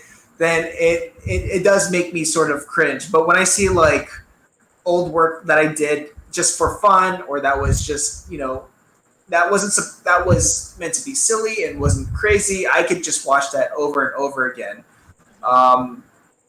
I don't know. I think there is something to just like watching something that was just made for dumb reasons. Yeah. No, I love that. It's like sometimes when I see stuff made by kids, it's like I love it because it's usually just like purely about, wouldn't this be cool? Yeah. And it's kind of cool to see like what do the animators of right now in the future like, was like, oh, this is the thing I think is really cool. And you can kind of see these snapshots of their point of view at the time and how they're communicating with one another. That's really neat, Yeah. It's not always the most refined thing. I mean, it's like Kobu goes out on a date with Balto, but But damn, the compositing though. Yeah, you can see the seeds of like potential there. Of like, yeah. Oh, with what do they call it, like fan animations or map? Yeah. Actually, a lot of the animators on Lackadaisy came from like Warrior Cat's map background. So I was like, I need folks who can animate cats. I haven't heard cats, these Warrior Cats. I haven't heard of the whole Warrior Cat scene since DeviantArt. Oh yeah, they're still active. Like they're still like. Ever since I started following all these animators on Twitter, like I keep seeing all this stuff they're doing. Timeline is full of my timeline is full of cat animation that's not even related to Lackadaisy, and I'm Holy like, this crap. is really good. Like they're like Fable always says, like they go hard. Actually, they go so hard. I'm like, dang kids. I actually would like to. I would love for a future shop talk to involve just like bringing in some Warriors Cat animators, like from our crew or anybody else, and just like having them just collectively talk about that. And like, because it would be interesting to talk to folks who are like, I mean, none of them are like 16 or whatever, they're all over 18, but they're still younger. And I think that like sharing their perspective might be helpful also to our audience for Shop Talk, who is, again, like some of them are younger and they're just starting to enter college and that kind of thing. They might like hear some interesting things, interesting information for people who are like closer to their age group. So, But also, I just want to fucking ask this, like, you guys go so hard. Jeez. My YouTube Yeah, I mean, when recommendations you're get like totally polluted with cats as a result, and it's amazing.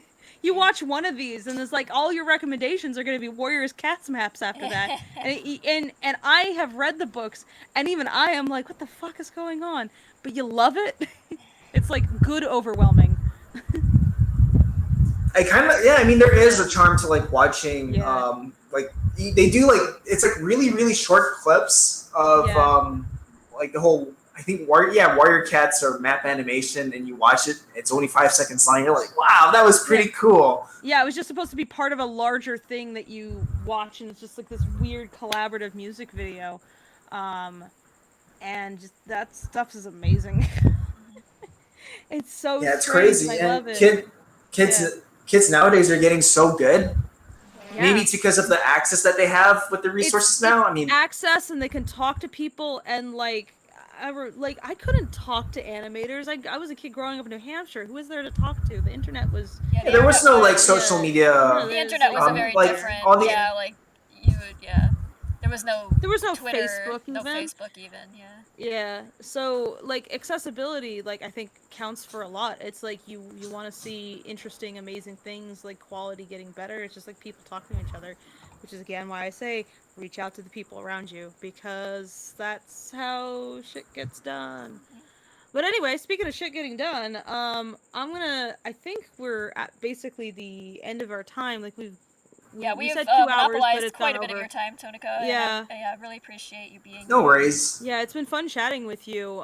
Thank you so much for the delightful conversation. I'd be happy to show you some other parts of the server if you're game. And thank you everybody in our audience for showing up. Yeah, thank you and for the donating or asking questions. Yeah. Really appreciate that. And yeah, we're gonna bid you good night and have an excellent Sunday. Yep. Bye, everyone.